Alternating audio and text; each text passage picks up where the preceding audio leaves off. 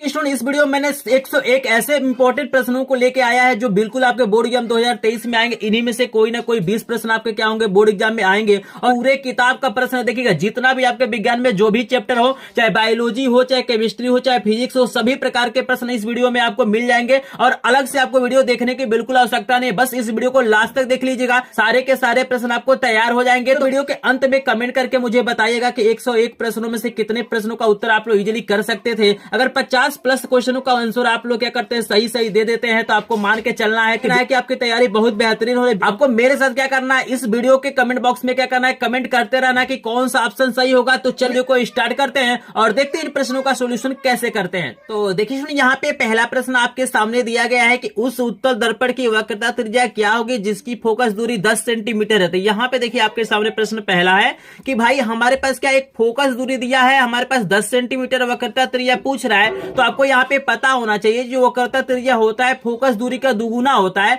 और यहाँ पे देखिएगा जो हमारा ऑप्शन हो जाएगा 10 दूना कितना हो जाएगा, 20 हो जाएगा, यानी तीसरा वाला ऑप्शन क्या हो जाएगा, यहाँ पे सही हो जाएगा। क्लियर है, सभी को क्लियर है कि नहीं, जल्दी से कमेंट सेक्शन में कमेंट कीजिए।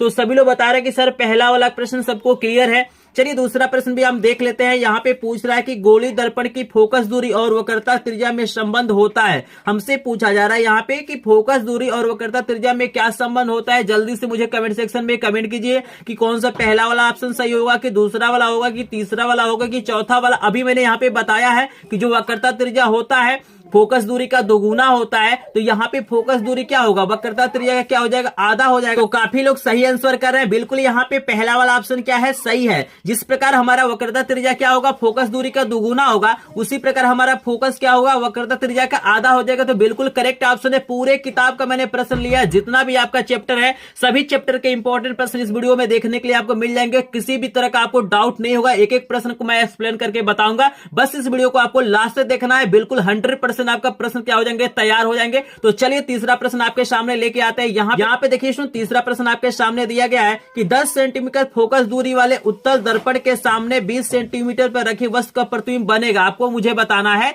यहाँ पे कमेंट सेक्शन में जल्दी से बताइए। आपके सामने तीसरा वाला प्रश्न दिखाई दे रहा है, बहुत इंपॉर्टेंट प्रश्न है, मोस्ट इंपॉर्टेंट प्रश्न। और काफी लोग इसमें क्या रहते हैं, कंफ्यूज भी रहते हैं। देखिए यहाँ पे आपसे ये नहीं पूछ रहा है कि कितना सेंटीमीटर दूरी पे प्रतिबिंब बनेगा, हमको सिर्फ दिया है कि फोकस दूरी कितना है, 10 सेंटीमीटर है। और ये जो दर्पण है, अवतल दर्पण है, यहाँ पे दिया है 20 सेंटीमीटर दूरी पे क्या किया गया, वस्तु को रखा गया है। और यहाँ पे पूछ रहा है कि प्रतिबिंब कहां पे बनेगा, दर्पण के पीछे बनेगा, फोकस पे बनेगा, दर्पण और फोकस के बीच में बनेगा, कि दर्पण के वक्रता। जिससे मुझे सभी लोग कमेंट सेक्शन में कमेंट करेंगे। तो चलिए काफी लोगों का आंसर सही भी आ रहा है, कुछ लोगों का गलत भी आ रहा है। मैं आपको बता दूं कि इस प्रश्न का अगर उत्तर आपको देना है तो सबसे पहले इसको सॉल्व करना पड़ेगा। तो सबसे पहले आपको क्या करना पड़ेगा, यहाँ पे भी का मान निकालना पड़ेगा, यानी प्रतिबिंब कितनी दूरी पे बन रहा है। तो यहाँ पे चलिए इसको हम लोग सॉल्व कर लेते हैं। तो बहुत आसानी से इसको मैं सॉल्व करना आपको बता देता हूं। सबसे पहले देखिएगा यहाँ पे हमारा क्या दिया हुआ, 10 सेंटीमीटर फोकस दूरी है। तो अवतल दर्पण है तो इसकी फोकस दूरी क्या होगी, ऋणात्मक होगी। तो यहाँ पे एफ का जो हमको मान दिया हुआ है,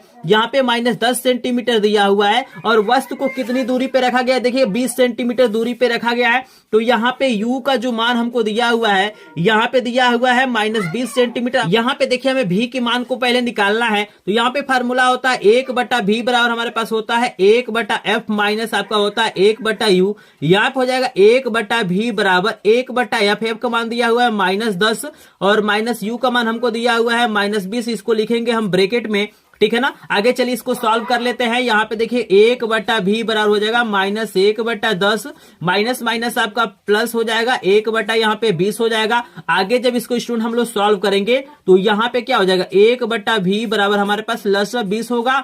यहाँ पे हो जाएगा -2 प्लस आपका हो जाएगा 1, यानी यहाँ पे सिंपली हमारा हो जाएगा 1/v बराबर -1/20। और यहाँ पे जब त्रिज्या गुणा करेंगे तो v का मान हो जाएगा -20 सेंटीमीटर। देखिएगा यहाँ पे क्या बता रहा है कि भाई इसकी जो फोकस दूरी थी, देखिएगा फोकस दूरी कितना है, 10 सेंटीमीटर है। और यहाँ पे जो प्रतिबिंब बन रहा है क्या हो रहा है, 20 सेंटीमीटर दूरी पे बन रहा है। यानी कहने का मतलब ये है कि जो प्रतिबिंब बनेगा वो क्या बनेगा, फोकस का दुगुना दूरी पे बनेगा। तो फोकस के दुगुने दूरी का मतलब क्या होता है, यानी वक्रता त्रिज्या होता है। आर क्या होता है, 2f के हमारा बराबर होता है। तो यहाँ पे f का जो हमारा मान है 10 है, v का मान कितना आया है 20 सेंटीमीटर, यानी जो प्रतिबिंब बन रहा है क्या हो रहा है 20 सेंटीमीटर दूरी पे बन रहा है।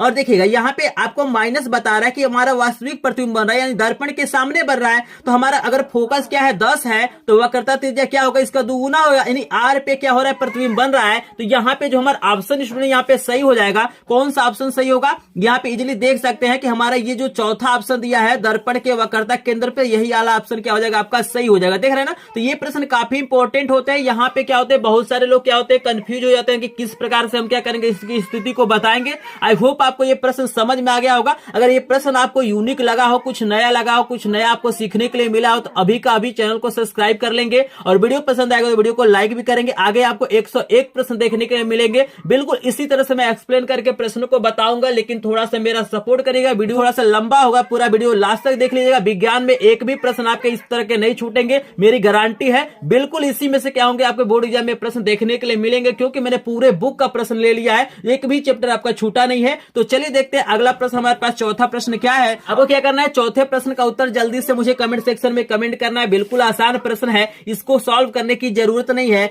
यहाँ पे दिया है अवतल दर्पण के फोकस और ध्रुव के बीच स्थित वस्तु का प्रतिबिंब बनेगा। यहाँ पे आपसे पूछा जा रहा है कि हमारा क्या होता है, फोकस और ध्रुव के बीच में क्या होता है, प्रतिबिंब कहाँ बनेगा। तो यहाँ पे जल्दी से मुझे सभी लोग कमेंट सेक्शन में कमेंट कीजिएगा। यहाँ पे काफी लोग बता रहे हैं, पहला बता रहे हैं, कुछ लोग दूसरा, कुछ लोग तीसरा, कुछ लोग चौथा। लेकिन देखिएगा यहाँ पे जो करेक्ट ऑप्शन होगा, यहाँ पे मैं बता दूं प्रश्न नंबर 4 का जो करेक्ट ऑप्शन होगा ये आपका होगा सीधा आभासी बड़ा, यानी ये दूसरा वाला देख रहे हैं ना, सीधा आभासी बड़ा, बिल्कुल यही क्या होगा करेक्ट ऑप्शन होगा। आपको स्क्रीन पे भी क्या हो रहा है नजर आ रहा है, यहाँ पे देख सकते हैं कि अवतल दर्पण में क्या होता है, एक ही कंडीशन होता है, जब हम वस्तु को फोकस और ध्रुव के बीच में रखते हैं तो जो हमारा प्रतिबिंब होता है क्या बनता है, हमारा सीधा आभासी और क्या बनता है, बड़ा होता है। क्लियर हो गया होगा, आई होप सबको समझ में आ गया होगा। एक बार मुझे सभी लोग कमेंट सेक्शन में बताइए कि अगर पेपर में ये प्रश्न आ जाए, मैंने 1 से लेकर 4 तक का भी प्रश्न बताया है, अगर ये प्रश्न आ जाएंगे तो सभी लोग सॉल्व कर लेंगे कि नहीं कर लेंगे, किसी को कोई डाउट तो नहीं होगा पेपर में। तो चलिए यहाँ पे सभी लोग बता रहे हैं सर कोई डाउट नहीं है। चलिए बहुत बढ़िया, बहुत बेहतरीन। बस इस वीडियो को स्टूडेंट देख लीजिए पूरा लास्ट तक। बिल्कुल दावा मैं कर रहा हूं कि अगर 1 घंटे से आधे घंटे जितने भी मिनट का ये वीडियो होगा, अगर पूरा देख लेते हैं तो विज्ञान में बिल्कुल आपका एक भी नंबर कटने मैं नहीं दूंगा। और डेली मैं लाइव क्लासेस भी प्रोवाइड करता हूं ताकि आपको पूरा का पूरा सपोर्ट मिल सके। तो चलिए देखते हैं प्रश्न नंबर 5 हमारे सामने क्या आता है। तो यहाँ पे देखिएगा प्रश्न नंबर 5 हमारे सामने दिया गया है कि इनमें से कौन सा दर्पण वस्तु से छोटा एवं आभासी प्रतिबिंब बनाता है। यहाँ पे आपको जल्दी से मुझे कमेंट सेक्शन में बताना है कि इनमें से कौन सा ऐसा दर्पण है जो वस्तु से छोटा एवं आभासी क्या करता है, प्रतिबिंब बनाता है। जल्दी से मुझे कमेंट सेक्शन में कमेंट करेंगे। काफी लोग सही बता रहे हैं। बिल्कुल यहाँ पे जो उत्तल दर्पण होता है वो क्या करता है, हमेशा ये क्या करता है, छोटा एवं क्या करता है, आभासी प्रतिबिंब बनाता है। इसमें मात्र 2 ही कंडीशन आपका होता है, ठीक है ना। आई होप आपको फिगर भी दिखाई दे रहा है, यहाँ पे मैं फिगर भी लगा देता हूं ताकि आपको इजीली पता चल जाए। तो आपको याद रखना है जब भी इस प्रश्न का उत्तर देंगे तो आप क्या देंगे, उत्तल ही देंगे। क्लियर है। चलिए प्रश्न नंबर 5 तक सबको समझ में आ गया है। एक बार जल्दी से मुझे कमेंट सेक्शन में कमेंट कीजिए कि 5 प्रश्नों में से कितने प्रश्नों का उत्तर आपको पता था। जल्दी से मुझे कमेंट सेक्शन में बताइए, फिर आगे बढ़ते हैं। क्योंकि वीडियो थोड़ा सा लंबा होगा इसीलिए मैं थोड़ा सा फास्ट करूंगा ताकि और वीडियो छोटा हो सके।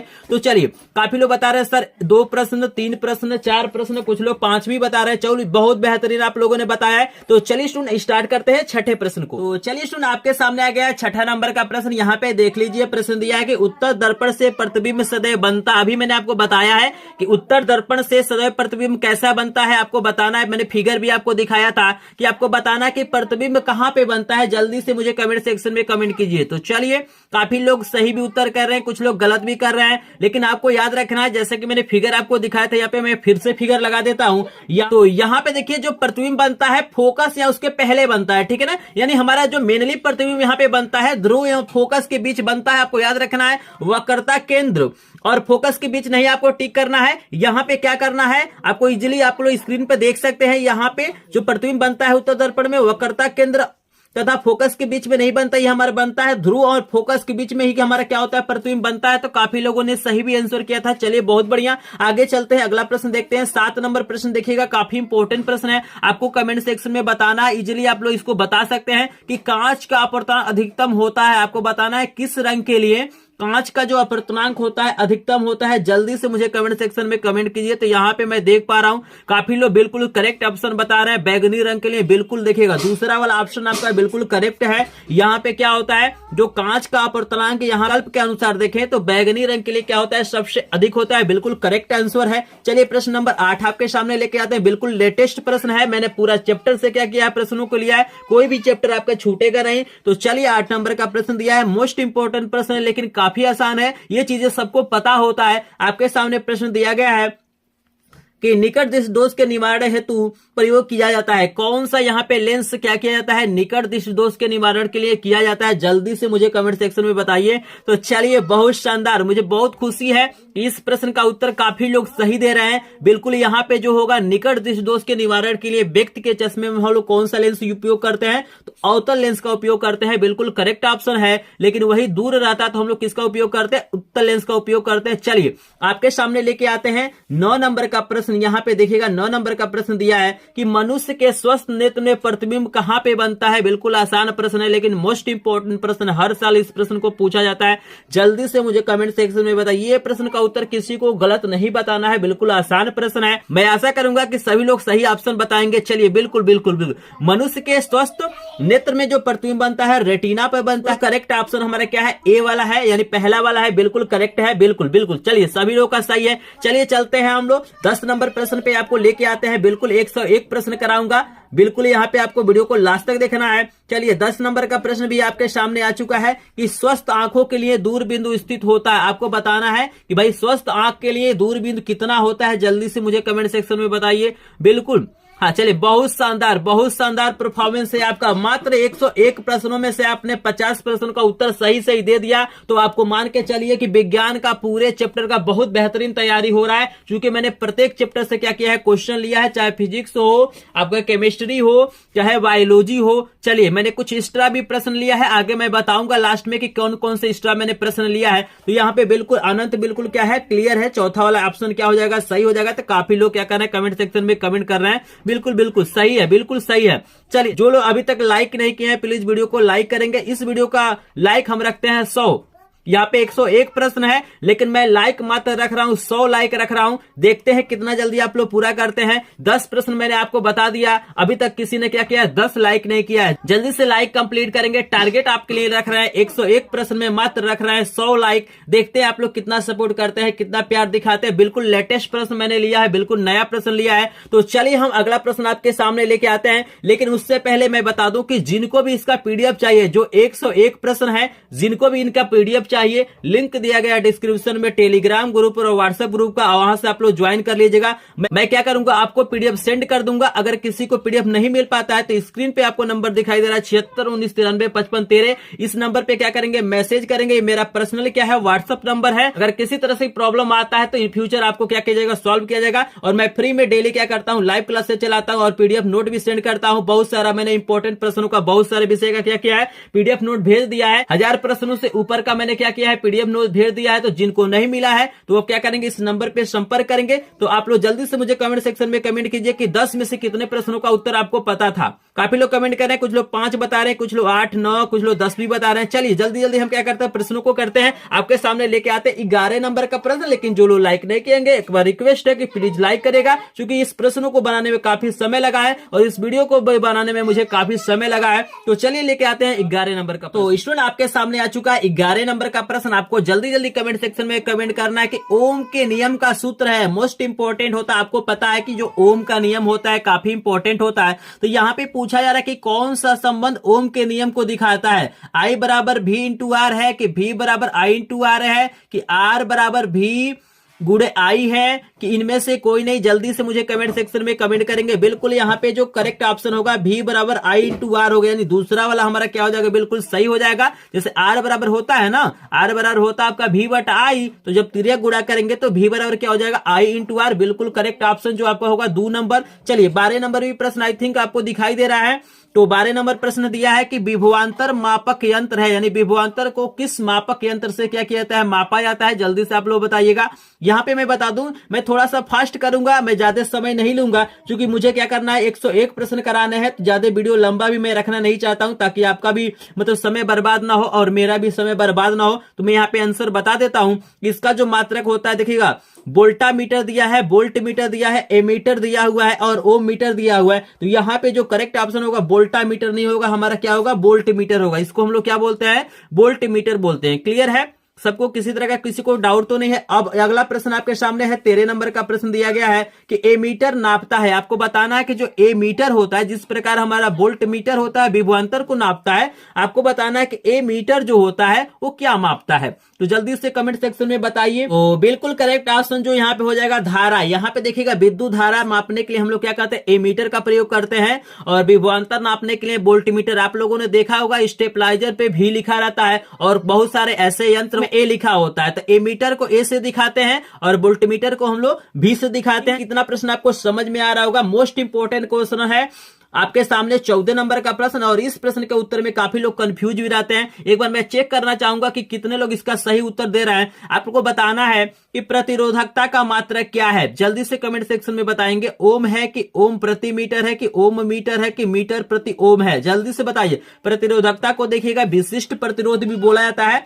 प्रतिरोधकता को क्या बोला जाता है, विशिष्ट प्रतिरोध भी बोला जाता है। इसको रो से दिखाया जाता है, कुछ इस तरह से क्या होता है, ये रो के द्वारा हम लोग क्या करते हैं, इसको दिखाते हैं। तो काफी लोग ओम बता रहे हैं। देखिए मेरे भाई, यहाँ पे प्रतिरोध का मात्रक ओम होता है, लेकिन प्रतिरोधकता जिसको हम लोग विशिष्ट प्रतिरोध कहते हैं, इसका जो मात्रक होता है ओम मीटर होता है। आपको याद रखना है, मोस्ट इंपोर्टेंट प्रश्न है, और बहुत बार एग्जामों में इस प्रश्न को पूछा भी जाता है, और इस बार भी चांस है कि ये प्रश्न आपके सामने आ सकता है। तो आपको याद रखना है कि प्रतिरोधकता बोले या विशिष्ट प्रतिरोध बोले, जो इसका मात्रक होता है आपका क्या होता है, ओम मीटर होता है। चलिए आगे बढ़ते हैं, आपके सामने लेके आते हैं 15 नंबर का प्रश्न। आपको बताना है कि एम्पियर सेकंड किसका मात्रक है। मैंने इसको कम्युनिटी टैब में भी पूछा था, लेकिन काफी लोगों ने इसका उत्तर गलत दिया है। तो जल्दी से मुझे कमेंट सेक्शन में बताइए कि एम्पियर सेकंड किसका मात्रक है। मैं एक बार चेक करना चाहूंगा कमेंट। तो काफी लोग गलत उत्तर बता रहे हैं, कुछ लोग सही बता रहे हैं। तो यहाँ पे मैं बता दूं कि एम्पियर जो सेकंड होता है, ये आपका आवेश का मात्रक होता है। कैसे होता है तो भी मैं बता देता हूं। देखिएगा, यहाँ पे एक फार्मूला आपको पता होगा, Q बराबर IT होता है। Q बराबर क्या होता है, IT होता है।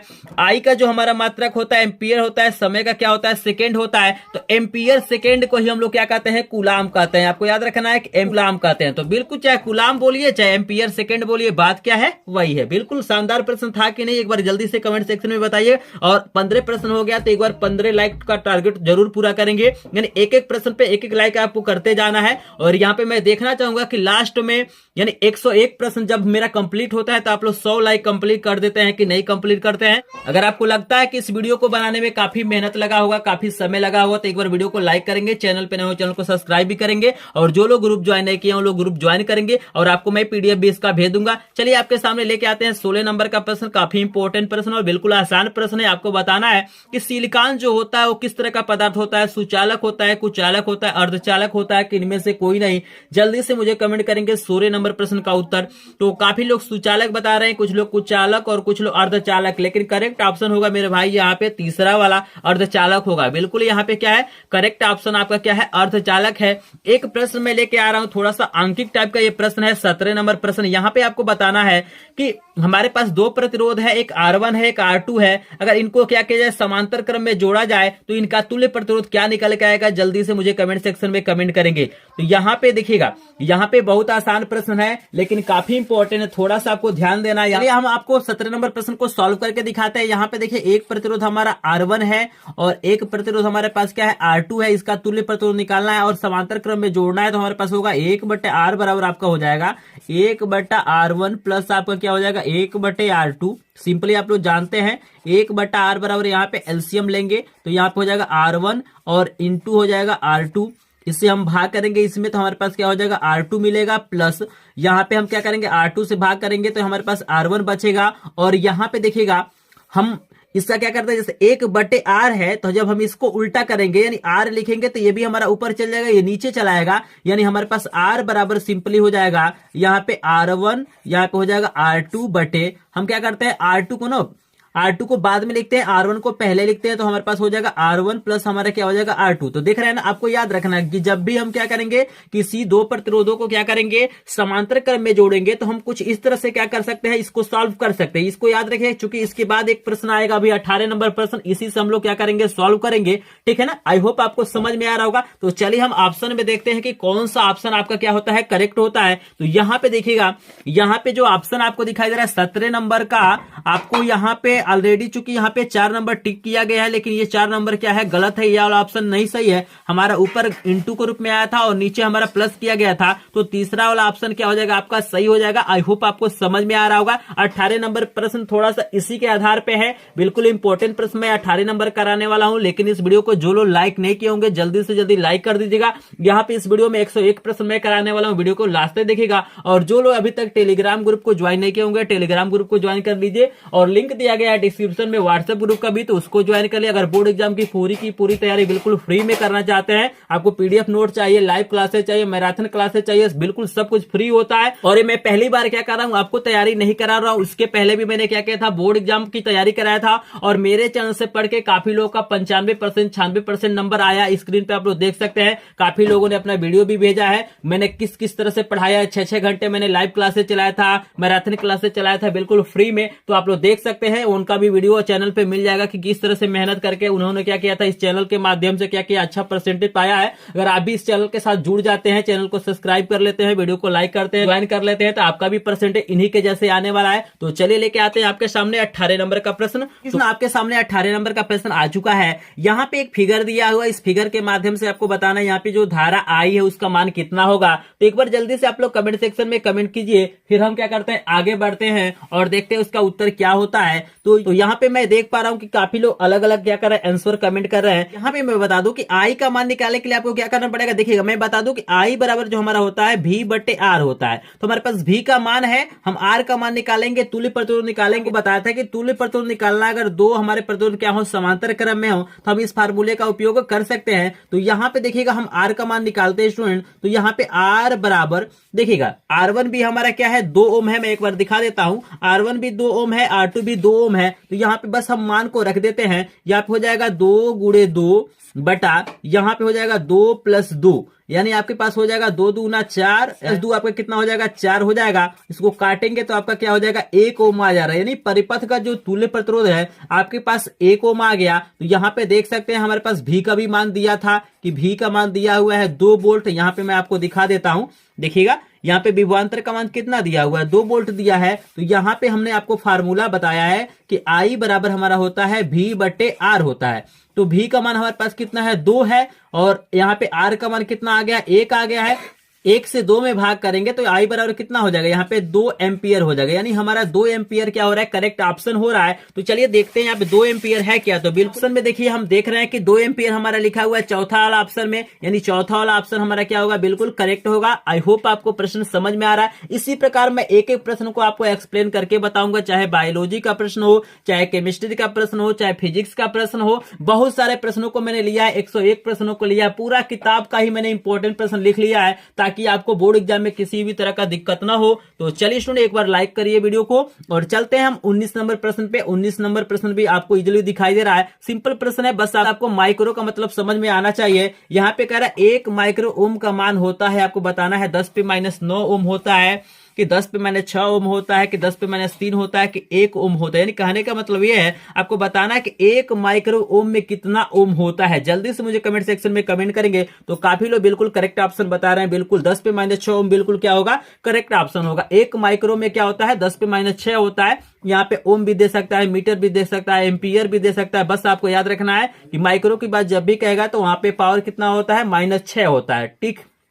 ठीक है ना। तो चलिए आगे बढ़ते हैं। 20 नंबर का प्रश्न आपके सामने आ चुका है। यहाँ पे दिया हुआ है किलोवाट घंटा मात्रक है। आपको बताना है कि किलोवाट घंटा जो होता है, जिसको KWH बोलते हैं, ऐसे लिखते हैं KWH। इसी को हम लोग क्या बोलते हैं, यूनिट बोला जाता है। इसी को हम लोग क्या बोलते हैं, यूनिट बोलते हैं। तो आपको बताना है ये किसका मात्रक होता है, विद्युत विभवांतर का होता है, विद्युत सामर्थ्य का होता है, विद्युत ऊर्जा का होता है, कि आवेश का होता है। तो काफी लोग सही आंसर दे रहे हैं, बिल्कुल करेक्ट ऑप्शन आपको होगा विद्युत ऊर्जा। विद्युत ऊर्जा का ही मात्रक क्या होता है, हमारा किलोवाट घंटा होता है, या इसी को हम लोग यूनिट बोलते हैं। आपको पता है कि आपके घरों में मीटर लगा होता है, आपको घर में जो भी बिजली जलता है उसको यूनिट के रूप में आता है कि 10 यूनिट जला है कि 40 यूनिट जला है। तो बिल्कुल हमने 20 प्रश्नों को सॉल्व कर लिया है। आप लोग मुझे कमेंट सेक्शन में बताइएगा 20 में से कितने प्रश्नों का उत्तर आपको पता है, जल्दी से कमेंट सेक्शन में कमेंट कर दीजिएगा। चलिए आपके सामने लेके आते हैं 21 नंबर का प्रश्न, काफी इंपॉर्टेंट प्रश्न है। यहाँ पे पूछा जा रहा है कि 1 किलोवाट घंटा में कितना जूल होता है, यानी 1 यूनिट बोलिए चाहे 1 किलोवाट घंटा बोलिए, इसमें कितना जूल होता है। तो जल्दी से मुझे कमेंट सेक्शन में क्या करना है, कमेंट करना है। तो यहाँ पे मैं बता दूं, ज्यादा समय नहीं लूंगा,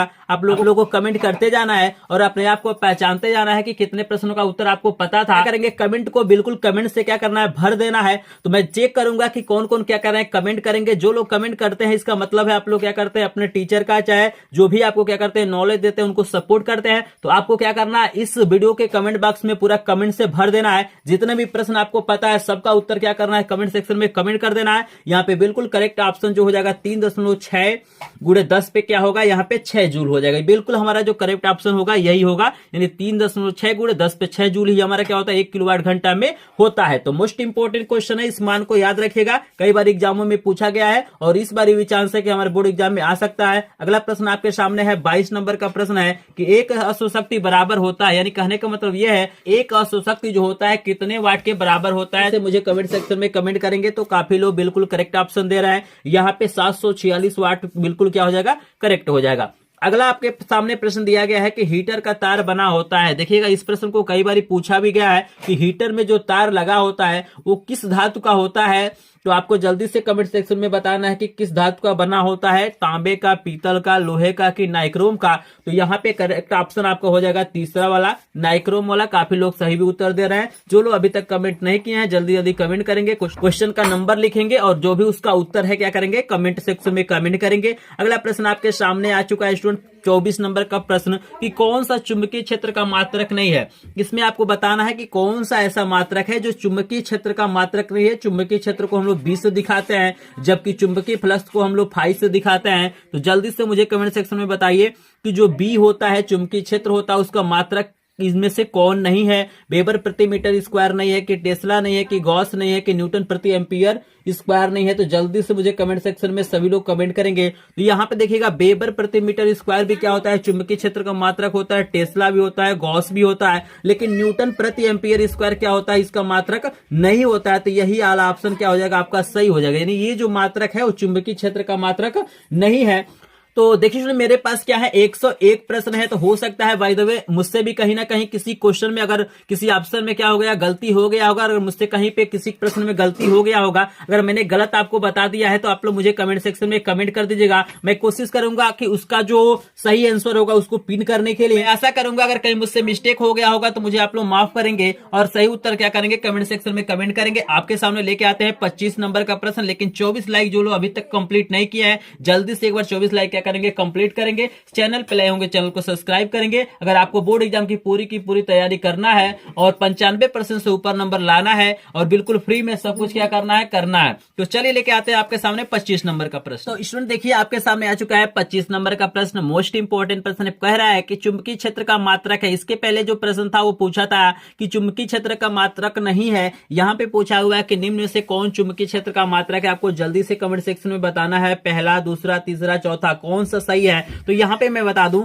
यहाँ पे जो आपको ऑप्शन दिखाई दे रहा है, यहाँ पे पहला वाला न्यूटन प्रति एम्पियर मीटर, यही क्या हो जाएगा, करेक्ट ऑप्शन हो जाएगी। इनमें से ये जो तीन आपको दिखाई दे रहा है ये क्या है, चुंबकीय क्षेत्र के मात्रक नहीं है। यहाँ पे जो हमारा पहला दिखाई दे रहा है न्यूटन प्रति एम्पियर मीटर, यही हमारा क्या होता है, चुंबकीय क्षेत्र का मात्रक होता है। इसी को हम लोग लिखते हैं कि न्यूटन, यहाँ पे लिखा जाता है प्रति एम्पियर मीटर। ऐसे भी क्या होता है, कभी कभी देता है तो आपको कंफ्यूज नहीं होना है। इसी को हमारा लिख देता है न्यूटन एम्पियर पे -1, मीटर पे क्या होता है -1। तो आपको क्या करना है, कंफ्यूज नहीं होना है। बिल्कुल बात क्या है, एक ही है। चलिए आपके सामने लेके आते हैं। देखिएगा यहाँ पे थोड़ा सा एक मिस्टेक हमसे हो गया है कि यहाँ पे 101 प्रश्न मैं इसलिए कह रहा हूं कि मैं 100 प्रश्न बना रहा था, मैं 100 प्रश्नों को बना रहा था, लेकिन 25 नंबर का क्वेश्चन मैंने 2 बार लिख दिया है। इसीलिए जो मेरा प्रश्न है 101 प्रश्न हो गया है और काफी अच्छा भी नंबर है। ये 101 क्या होता है, काफी शुभ माना जाता है। ऐसा करूंगा कि मां शारदे की कृपा से आपके भी जीवन में कुछ अच्छा हो, आपका भी जो टारगेट है वो बिल्कुल आपका जो टारगेट बना उसको पूरा हो। स्टूडेंट, यदि आपके भी मन में मां शारदे के प्रति प्रेम है, आप भी चाहते हैं कि मां शारदे आपके कृपा बरसाएं और आपका भी परसेंटेज अच्छा आए, आप भी बोर्ड एग्जाम में क्या करें, टॉप करें, तो अभी का अभी इस चैनल को सब्सक्राइब करेंगे और वीडियो को लाइक करेंगे। अगर हो सकता है तो वीडियो को शेयर भी करेंगे। तो चलिए आपके सामने लेके आते हैं दूसरा वाला 25 नंबर का प्रश्न, यानी ये 26 नंबर का प्रश्न है, लेकिन हम लोग क्या करेंगे 25 नंबर का 2 प्रश्न देखेंगे। यहाँ पे देखिए लिखा गया एक गतिमान आवेश उत्पन्न करता है। आपको बताना है कि जो गतिमान आवेश होता है वो क्या उत्पन्न करता है, केवल चुंबकीय क्षेत्र उत्पन्न करता है कि केवल विद्युत क्षेत्र उत्पन्न करता है कि चुंबकीय और विद्युत क्षेत्र दोनों उत्पन्न करता है कि इनमें से कोई नहीं। जल्दी से आप लोग कमेंट सेक्शन में कमेंट करेंगे। मैं यहाँ पे क्या कर रहा उत्तर बता रहा हूं, तो आपको याद रखना है कि जो गतिमान आवेश होता है चुंबकीय क्षेत्र और विद्युत क्षेत्र दोनों क्या करता है, उत्पन्न करता है, यानी तीसरा वाला ऑप्शन हमारा क्या हो जाएगा, सही हो जाएगा। यहाँ पे आपको पूरे बुक का क्वेश्चन दिया गया है, तो वीडियो को लास्ट तक जरूर देखेंगे। अगर आपको भी विज्ञान में क्या करना है, पूरा का पूरा नंबर पाना है, अगर आप लोग मुझे कमेंट करेंगे तो मैं क्या करूंगा, प्रत्येक विषय का मैं क्या करूंगा, मतलब 100+ इंपॉर्टेंट क्वेश्चनों को करा दूंगा। तो बस आपको क्या करना है, आपको वीडियो के कमेंट बॉक्स में कमेंट कर देना है विषय का नाम और 100+ लिख देना है या 100 लिख देना है। इस विषय का क्या करूंगा, 100+ क्वेश्चनों को क्या करूंगा, बना दूंगा। तो चलिए आपके सामने आ चुका है 26 नंबर का प्रश्न दिया गया है कि चुंबकीय फ्लक्स का मात्रक होता है। देखिए आपको बताना है कि चुंबकीय जो फ्लक्स होता है इसको हम लोग फाई से दिखाते हैं, इसका मात्रक क्या होता है। जल्दी से सभी लोग कमेंट सेक्शन में कमेंट कर दीजिए। यहाँ पे मैं बता दूं कि चुंबकीय जो फ्लक्स होता है, जो इसका मात्रक होता है, आपको याद रखना है वेबर होता है। ये हमारा क्या होता है, वेबर होता है, यही हमारा क्या होता है, इसका मात्रक होता है। अगला प्रश्न आपके सामने है, मोस्ट इंपोर्टेंट प्रश्न है, 27 नंबर का प्रश्न है कि विद्युत जनित किसका स्रोत होता है, विद्युत ऊर्जा का, विद्युत आवेश का, यांत्रिक ऊर्जा का, कि इनमें से कोई नहीं। तो काफी लोग सही आंसर दे रहे हैं। यहाँ पे विद्युत जो जनित होता है, जिसको डायनेमो या जनरेटर बोला जाता है, उससे हम लोग क्या प्राप्त करते हैं, विद्युत धारा प्राप्त करते हैं। तो पहला वाला ऑप्शन हमारा क्या हो जाएगा, बिल्कुल करेक्ट हो जाएगा। अगला प्रश्न आपके सामने दिया गया है स्टूडेंट यहाँ पे कि यांत्रिक ऊर्जा को विद्युत ऊर्जा में बदलने वाला यंत्र है। जल्दी से आप लोग कमेंट सेक्शन में बताइएगा। यहाँ पे 27 नंबर प्रश्न और 28 नंबर प्रश्न एक दूसरे से रिलेटेड है। तो यहाँ पे देखिए पूछा जा रहा है कि यांत्रिक ऊर्जा को विद्युत ऊर्जा में बदलने का काम कौन सा यंत्र करता है, ट्रांसफार्मर है कि यह आपका दिया हुआ है चल कुंडली धारा मापी है कि विद्युत मोटर है कि डायनेमो है। तो डायनेमो यहाँ पे बिल्कुल क्या हो जाएगा, करेक्ट ऑप्शन हो जाएगा। ये क्या करता है, यांत्रिक ऊर्जा को विद्युत ऊर्जा में बदलता है, यानी जब ये क्या करता है, गति करता है, तो यहाँ पे क्या होता है, विद्युत ऊर्जा उत्पन्न होती। तो यहाँ पे मेरा क्या हो गया, 28 प्रश्न हो गया। लेकिन अभी तक क्या हुआ है, यहाँ पे टारगेट पूरा नहीं हुआ है। एक बार सपोर्ट जरूर करेंगे स्टूडेंट, क्योंकि वीडियो बनाने में मुझे काफी समय लगा है और सबसे ज्यादा जो समय लगा इस वीडियो को एडिट करने में लगा है। तो प्लीज एक बार सपोर्ट करेंगे। अगर आप लोग क्या करेंगे, सपोर्ट करेंगे, चैनल को सब्सक्राइब करेंगे, वीडियो को लाइक करेंगे, शेयर करेंगे, तभी मैं क्या करूंगा, 100+ प्रश्नों का वीडियो बनाऊंगा। मान लीजिए अगर मैं मेहनत करता हूं 2 घंटे 3 घंटे 4 घंटे अगर एक वीडियो पे मैं देता हूं, अगर आप लोग सपोर्ट नहीं करेंगे तो मेरा भी थोड़ा सा क्या होता है, मोटिवेशन थोड़ा सा डाउन होता है। आप लाइक करते हैं, शेयर करते हैं, सब्सक्राइब करते हैं, तो हम लोग भी थोड़ा सा मोटिवेट होते हैं, बेहतरीन चीजें आपको प्रोवाइड करने की कोशिश करते हैं। तो चलिए आई होप आप लोग सपोर्ट करेंगे। तो चलिए लेके आते हैं 29 नंबर का प्रश्न। अभी 101 प्रश्न बाकी हैं हर एक। अभी तो फिजिक्स का प्रश्न चल रहा है, इसके बाद केमिस्ट्री का प्रश्न आएगा, इसके बाद से बायोलॉजी का प्रश्न आएगा और उसके बाद से क्या हो जाएगा, अतिरिक्त प्रश्न आएगा। मिक्स प्रश्न मैं लास्ट में कराऊंगा, यानी आई थिंक 70-75 क्वेश्चन कराने के बाद से वहां पे आपको मिक्स प्रश्न देखने के लिए मिलेंगे बायोलॉजी, फिजिक्स और केमिस्ट्री से। लेकिन यहाँ पे पहले आपको फिजिक्स का प्रश्न मिल रहा है, इसके बाद से केमिस्ट्री का मिलेगा, उसके बाद से बायोलॉजी का मिलेगा। पूरे किताब का प्रश्न है, तो वीडियो को लास्ट तक देखिएगा। आपके सामने लेके आते हैं 29 नंबर का प्रश्न। अब आ गया है केमिस्ट्री का प्रश्न, बहुत ही इंपॉर्टेंट प्रश्न आपके सामने है कि शुद्ध जल का पीएच मान होता है। ये सबको पता है कि आपको उदासीन विलयन बोला जाए, आशुद्ध जल बोला जाए या शुद्ध जल बोला जाए, इसका जो पीएच मान क्या होता है, 7 होता है। इससे नीचे अगर आप जाएंगे 7 से कम हमारा क्या होता है, अम्लीय विलयन का मान होता है और 7 से अधिक क्या होता है, हमारा क्षारीय विलयन का मान होता है। आई होप आपको 29 नंबर प्रश्न समझ में आ रहा होगा। यहाँ पे 30 नंबर का प्रश्न भी आपके सामने आ गया है कि अम्लीय विलयन का पीएच मान कितना होता है। तभी मैंने आपको बताया है कि 7 के नीचे जाएंगे तो अम्लीय हो जाता है और 7 के ऊपर जाएंगे तो क्षारीय हो जाता है। तो यहाँ पे जो करेक्ट ऑप्शन होगा 7 से कम। अम्लीय विलयन का पीएच मान कितना होता है, 7 से कम होता है। अगला प्रश्न आपके सामने है कि 31 नंबर का प्रश्न, धावन सोडा का रासायनिक सूत्र है। जल्दी से आप लोग कमेंट सेक्शन में कमेंट कीजिएगा। आप लोग प्रत्येक प्रश्न का उत्तर आप लोग कमेंट करते रहिए, क्योंकि स्टूडेंट अगर हो सकता है इस वीडियो को बाद में कोई देखता है, कोई नया स्टूडेंट आता है, चाहे कोई भी देखता है, तो वह यहाँ पे अगर कमेंट बॉक्स खोले तो उसको भी पता चले कि हाँ इतने स्टूडेंटों ने क्या किया है, सही जवाब दिया है, और इस स्टूडेंट ने क्या किया है, बिल्कुल यहाँ पे हर एक प्रश्न का सही उत्तर दिया है। तो एक भी प्रश्न आपको छोड़ना नहीं है, प्रत्येक प्रश्न का नंबर और क्या करना है, उसका सही उत्तर आपको कमेंट बॉक्स में कमेंट करना है कि भाई कभी भी अगर इस चैनल पे ये वीडियो मिले तो आपका नाम यहाँ पे जरूर रहे कि आपने इतने प्रश्नों का उत्तर दिया है। और लास्ट में भी आपको बता देना है कि 101 प्रश्नों में से कितने प्रश्नों का उत्तर आपने सही दिया है। करूंगा आप लोग जरूर कमेंट करेंगे। आपके सामने यहाँ पे प्रश्न दिखाई दे रहा है कि धावन सोडा का रासायनिक सूत्र है, जल्दी से मुझे कमेंट सेक्शन में कमेंट करेंगे, जिसको वॉशिंग सोडा बोला जाता है या धोने का सोडा बोला जाता है। तो यहाँ पे बिल्कुल करेक्ट ऑप्शन होगा Na2CO3 × 10H2, यही हमारा क्या हो जाएगा, करेक्ट ऑप्शन हो जाएगा। अगला प्रश्न आपके सामने है मोस्ट इंपोर्टेंट प्रश्न, जिसमें काफी लोग कंफ्यूज रहते हैं। यहाँ पे 32 नंबर का प्रश्न है कि जल को जीवाणु रहित बनाने के लिए किसका उपयोग किया जाता है। काफी लोग यहाँ पे कमेंट करते हैं कि फिटकरी, लेकिन देखिए मेरे भाई यहाँ पे जो करेक्ट ऑप्शन होगा विरंजक चूर्ण होगा। यहाँ पे आपको याद रखना है कि जल को जीवाणु रहित बनाने के लिए उपयोगी जो पदार्थ है हमारा क्या है, फिटकरी नहीं है, वो क्या है, विरंजक चूर्ण है। ऑप्शन के अनुसार हमारा क्या होगा, विरंजक चूर्ण बिल्कुल क्या होगा, सही होगा। अगर विरंजक चूर्ण है तो यहाँ पे हम लोग क्या करेंगे, विरंजक चूर्ण को क्या करेंगे, टिक करेंगे। चलिए मेरे भाई अगला प्रश्न आपके सामने है 33 नंबर का प्रश्न है कि खाने के सोडा का रासायनिक सूत्र है। मोस्ट इंपोर्टेंट प्रश्न है। यूपी बोर्ड 2023 में अगर चाहते हैं कि विज्ञान में एक भी प्रश्न आपका न छूटे तो इस वीडियो को लास्ट तक देखिएगा मेरे भाई। 1-2 घंटा आपके लिए क्या हो सकता है, पूरा का पूरा नंबर दिला सकता है। तो चलिए आपके सामने है 33 नंबर का प्रश्न। यहाँ पे पूछा जा रहा है कि खाने के सोडा का रासायनिक सूत्र है। जल्दी से आप लोग कमेंट सेक्शन में कमेंट कर दीजिए, मैं यहाँ पे करेक्ट ऑप्शन भी बता देता हूं। यहाँ पे देखिएगा हमारा क्या होगा, NaCO3, यानी खाने का सोडा जिसको हम मीठा सोडा कहते हैं, बहुत सारे लोग इसका उपयोग भी करते हैं। तो यहाँ पे इसका जो रासायनिक सूत्र होता है NaCO3, तो बिल्कुल करेक्ट ऑप्शन होगा NaHCO3। चलिए मेरे भाई अगला प्रश्न आपके सामने है 34 नंबर का प्रश्न आ गया है। यहाँ पे आपको दिया है कि निम्नलिखित में से कौन सी धातु अम्ल से हाइड्रोजन विस्थापित नहीं करती है। यहाँ पे आपको बताना है कि निम्न में से कौन सा ऐसा धातु है जो अम्ल से हाइड्रोजन को विस्थापित नहीं करता है। तो मैं बता दूं स्टूडेंट, आपको याद रखना है कि Fe हमारा करता है,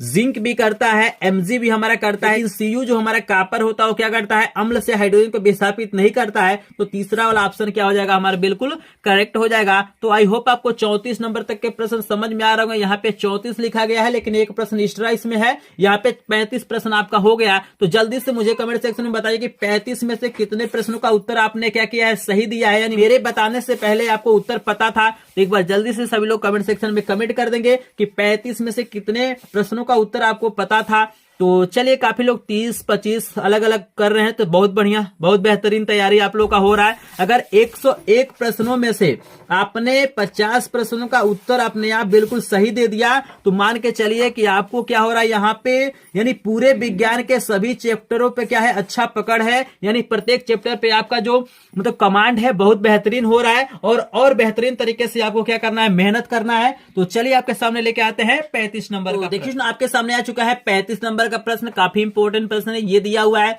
कि निम्न में से कौन सी धातु ठंडे जल से हाइड्रोजन गैस निकालती है। आपको बताना है कि निम्न में से कौन सी ऐसी मतलब धातु है जो ठंडे जल से क्या करते हैं, हाइड्रोजन गैस को निकालती है। तो यहाँ पे मैं बता दूं कि तांबा हमारा क्या होता है, ये नहीं निकाल पाता हाइड्रोजन गैस को, सोना भी नहीं निकाल पाता है, एल्युमिनियम भी नहीं निकाल पाता है। यानी करेक्ट ऑप्शन क्या हो जाएगा, पोटेशियम। जो के होता है हमारा क्या करता है, ये ठंडे जल से क्या कर सकता है, हाइड्रोजन गैस को निकाल सकता है। तो यहाँ पे जो करेक्ट ऑप्शन आपको हो जाएगा 3 नंबर। क्लियर है 35 नंबर प्रश्न। अगर किसी भी प्रश्न का उत्तर आपको गलत लगता है तो कमेंट सेक्शन में एक बार कमेंट कर दीजिएगा, वहां पे मैं इसका सही उत्तर क्या करूंगा, पिन कर दूंगा। ठीक है ना। चलिए आपके सामने लेके आते हैं 36 नंबर का प्रश्न। ऑलरेडी आपको दिखाई दे रहा है, लेकिन 36 नंबर प्रश्न में पूछ रहा है कि कौन सी धातु अम्ल में से हाइड्रोजन को विस्थापित करते हैं। यहाँ पे ठंडा जल था और यहाँ पे क्या है हमारा अम्ल में से। तो यहाँ पे मैं बता दूं कि इसका जो करेक्ट ऑप्शन होगा आपका जिंक होगा। ये देखिएगा Ag नहीं निकाल पाता है, और यहाँ पे क्या करता है हमारा Cu भी विस्थापित नहीं कर पाता, Hd भी विस्थापित नहीं कर पाता। जिंक क्या करता है, अम्ल में से हाइड्रोजन को विस्थापित कर सकता है। तो करेक्ट ऑप्शन आपका क्या हो जाएगा, पहला वाला। अगला प्रश्न आपके सामने है 37 नंबर का प्रश्न। आपको दिखाई दे रहा होगा कि मृदा धातु है। आपको बताना है कि इसमें से कौन सी ऐसी धातु है जिसको हम लोग मृदा धातु बोल सकते हैं। तो यहाँ पे मैं बता दूं कि इसका जो करेक्ट ऑप्शन होगा आपका सोडियम होगा। सोडियम मृदा धातु बोलते हैं। अगर किसी भी प्रश्न में आपको कंफ्यूजन होगा तो एक बार गूगल करके जरूर देख लीजिएगा, अपने टीचर से एक बार पूछ लीजिएगा। लेकिन ये प्रश्न जो भी है काफी इंपॉर्टेंट है। अगर ये प्रश्न आप देख लेते हैं पूरा का पूरा तो बोर्ड एग्जाम में कोई भी ऐसा प्रश्न नहीं होगा जो आपका बोर्ड एग्जाम में छूट जाए। तो यहाँ पे चलिए आपके सामने लेके आते हैं 38 नंबर का प्रश्न। काफी इंपॉर्टेंट प्रश्न है और काफी आसान भी। आई थिंक ये सबको पता भी होगा कि लिथियम विकर्ण संबंध प्रकट करता है। आपको बताना है कि जो लिथियम होता है किसके साथ विकर्ण संबंध दिखाता है, तो यहाँ पे बिल्कुल करेक्ट ऑप्शन चौथा वाला हो जाएगा। लिथियम क्या आता है, मैग्नीशियम के साथ विकर्ण संबंध दिखाता है। चलिए अगला प्रश्न आपके सामने आ गया है कि 39 नंबर का प्रश्न दिया है कि आधुनिक आवर्त सारणी का आधार है, यानी बताना है कि जो आधुनिक आवर्त सारणी है वो किस पे आधारित है। आपको बताना है परमाणु भार पे है, परमाणु क्रमांक पे है, संयोजकता पे है, रासायनिक क्रियाशीलता पे है। तो जल्दी से कमेंट सेक्शन में इसका उत्तर कमेंट कर दीजिए। यहाँ पे मैं बता देता हूं करेक्ट ऑप्शन जो होगा आधुनिक आवर्त सारणी का जो हम मतलब वर्गीकरण किया गया है वो हमारा परमाणु क्रमांक के आधार पे किया गया है। ठीक है ना, आई थिंक आपको समझ में आ रहा होगा 39 नंबर तक का प्रश्न। अब चलिए आपके सामने लेके आते हैं 40 नंबर का प्रश्न। काफी इंपॉर्टेंट प्रश्न है। यहाँ पे पूछा जा रहा है एथिल एल्कोहल का आईपीएससी नाम है। आपको बहुत सारे आईपीएससी नाम लिखे गए हैं, आपको बताना है कि निम्न में से कौन सा ऑप्शन सही होगा। तो देखिए एथिल एल्कोहल का जो आईपीएससी नाम होता है आपका होता है एथेनॉल होता है। ये क्या होता है, एथेनॉल होता है। आपको याद रखना है कि एथिल एल्कोहल का जो आईपीएससी नाम होता है वो क्या होता है, एथेनॉल। एथेनॉल हमारा क्या होगा, करेक्ट ऑप्शन होगा। तो यहाँ पे 40 नंबर यानी हमारा एक एक्स्ट्रा प्रश्न था ना, 25 नंबर 2 बारी था, यानी 41 प्रश्न यहाँ पे हो गया। तो जल्दी से मुझे कमेंट सेक्शन में कमेंट कीजिए 41 में से कितने प्रश्नों का उत्तर आपको पता है। अगर 41 में से आपको 20 प्लस क्वेश्चनों का उत्तर आपको पता था तो मान के चलिए बहुत बेहतरीन आप लोग क्या कर रहे हैं, तैयारी कर रहे हैं। आगे चलिए अगला प्रश्न आपके सामने लेके आ रहे हैं, लेकिन टारगेट का आपको पूरा जरूर करना है। अगर आपके मन में भी क्या होगा, मां शारदे के प्रति प्रेम होगा, अगर एक टीचर के प्रति आपका प्रेम होगा, आप लोग भी एक टीचर और मां शारदे का सम्मान करते हैं, तो इस वीडियो को लाइक जरूर कीजिएगा और चैनल पे नए हो चैनल को सब्सक्राइब जरूर करेंगे। और जो लोग मेरे ग्रुप को ज्वाइन नहीं किए हैं जल्दी से जल्दी ग्रुप को ज्वाइन कीजिए, क्योंकि उसमें बहुत कम जगह बचा हुआ है। वो ग्रुप जैसे ही भर जाएगा, आज या कल में वो ग्रुप भर सकता है, तो मैं क्या करूंगा, दूसरा ग्रुप का लिंक आपको शेयर कर दूंगा। अगर कहीं भी समस्या आता है तो लिंक दिया गया है डिस्क्रिप्शन में, वहां से आप लोग क्या करेंगे, ग्रुप से जुड़ के संपर्क करेंगे। चलिए आपके सामने लेके आते हैं 41 नंबर का प्रश्न। चलिए सुना, आपके सामने आ चुका है 41 नंबर का प्रश्न। यहाँ पे दिया है कि तो यहाँ पे पूछा जाए कि ब्यूटेनोन का क्या करना है, आपको क्रियात्मक समूह बताना है। तो आपको याद रखना है कि ब्यूटेनोन का जो क्रियात्मक समूह होता है सीयू होता है। वो क्या होता है, सीयू होता है। तो ये वाला दूसरा वाला हमारा करेक्ट ऑप्शन हो जाएगा। जैसे आता है ना आपका होता है एथेनोन, प्रोपेनोन, ब्यूटेनोन, तो यहाँ पे क्या होता है, सीयू होता है। यहाँ पे दूसरा वाला करेक्ट ऑप्शन है। जिनको उत्तर पता था वो एक बार कमेंट सेक्शन में कमेंट कर देंगे। अगला प्रश्न आपको दिखाई दे रहा है यहाँ पे 42 और 43 दोनों प्रश्नों को मैं दिखा देता हूं एक साथ। यहाँ पे 42 नंबर प्रश्न दिया गया फॉर्मेल्डिहाइड का आईपीएससी नाम है। तो देखिएगा फॉर्मेल्डिहाइड किसको बोला जाता है, आपको बोला जाता है HCHO को। देखिएगा HCHO, थोड़ा सा यहाँ पे मिस्टेक हो गया, यहाँ पे मैं लिख देता हूं HCHO, इसी को बोला जाता है फॉर्मेल्डिहाइड। ठीक है ना, तो इसका जो आईपीएससी नाम होता है स्टूडेंट यहाँ पे आपको बताना है कमेंट सेक्शन में। तो काफी लोग बता भी चुके होंगे। यहाँ पे इसका जो आईपीएससी नाम होता है मेथेनॉल होता है। HCHO को हम लोग बोलते हैं मेथेनॉल। काफी इंपॉर्टेंट, बहुत बार पूछ दिया था कि निम्नलिखित में मेथेनॉल का क्या है सूत्र है, चाहे पूछ दिया था HCHO का आईपीएससी नाम है। तो आपको याद रखें, चाहे फॉर्मेल्डिहाइड का हमारा आईपीएससी नाम है, चाहे पूछ सकता है कि फॉर्मेल्डिहाइड का सूत्र है। तो इस पे क्या होते हैं, बहुत सारे प्रश्न बनते हैं। तो 42 नंबर प्रश्न को थोड़ा सा ध्यान से देख लेंगे, स्क्रीनशॉट लेना चाहते हो ले लेंगे। फिलहाल मैं इसका पूरा का पूरा पीडीएफ आपको भेज दूंगा, तो जल्दी से जल्दी ग्रुप को ज्वाइन कर लीजिए अगर पूरा का पूरा पीडीएफ चाहते हैं। इसके पहले मैंने क्या किया है, केमिस्ट्री के जितने भी चैप्टर है उसका पीडीएफ एक एक प्रश्न का मैंने, चाहे छोटा प्रश्न हो चाहे बड़ा प्रश्न हो, सबको मैंने लाइव क्लासेस में पढ़ा दिया है। मैथ का भी बहुत सारा चैप्टर मैंने पढ़ा दिया है। आगे आपको जनवरी से क्या होगा, मैराथन क्लासेस मिलेगा, जिसमें मैं 6-6 घंटा 7-7 घंटा क्या करूंगा, लाइव आके क्या करूंगा, आपको चैप्टरों का रिवीजन कराऊंगा, इंपॉर्टेंट प्रश्नों को कराऊंगा। तो चलिए देखते हैं 43 नंबर प्रश्न का हमारा आंसर क्या होता है। यहाँ पे दिया गया प्राकृतिक गैस का मुख्य अवयव है। यहां आपको बताना है कि प्राकृतिक गैस का मुख्य अवयव है। यहां पे बताइए कौन सा ऑप्शन सही होगा, जल्दी से एक बार कमेंट सेक्शन में कमेंट कर दीजिए और उसके बाद हम इसका सही उत्तर बता देते हैं। यहाँ पे 43 नंबर प्रश्न का जो उत्तर होगा मेथेन, यानी जिसको हम लोग कहते हैं CH4।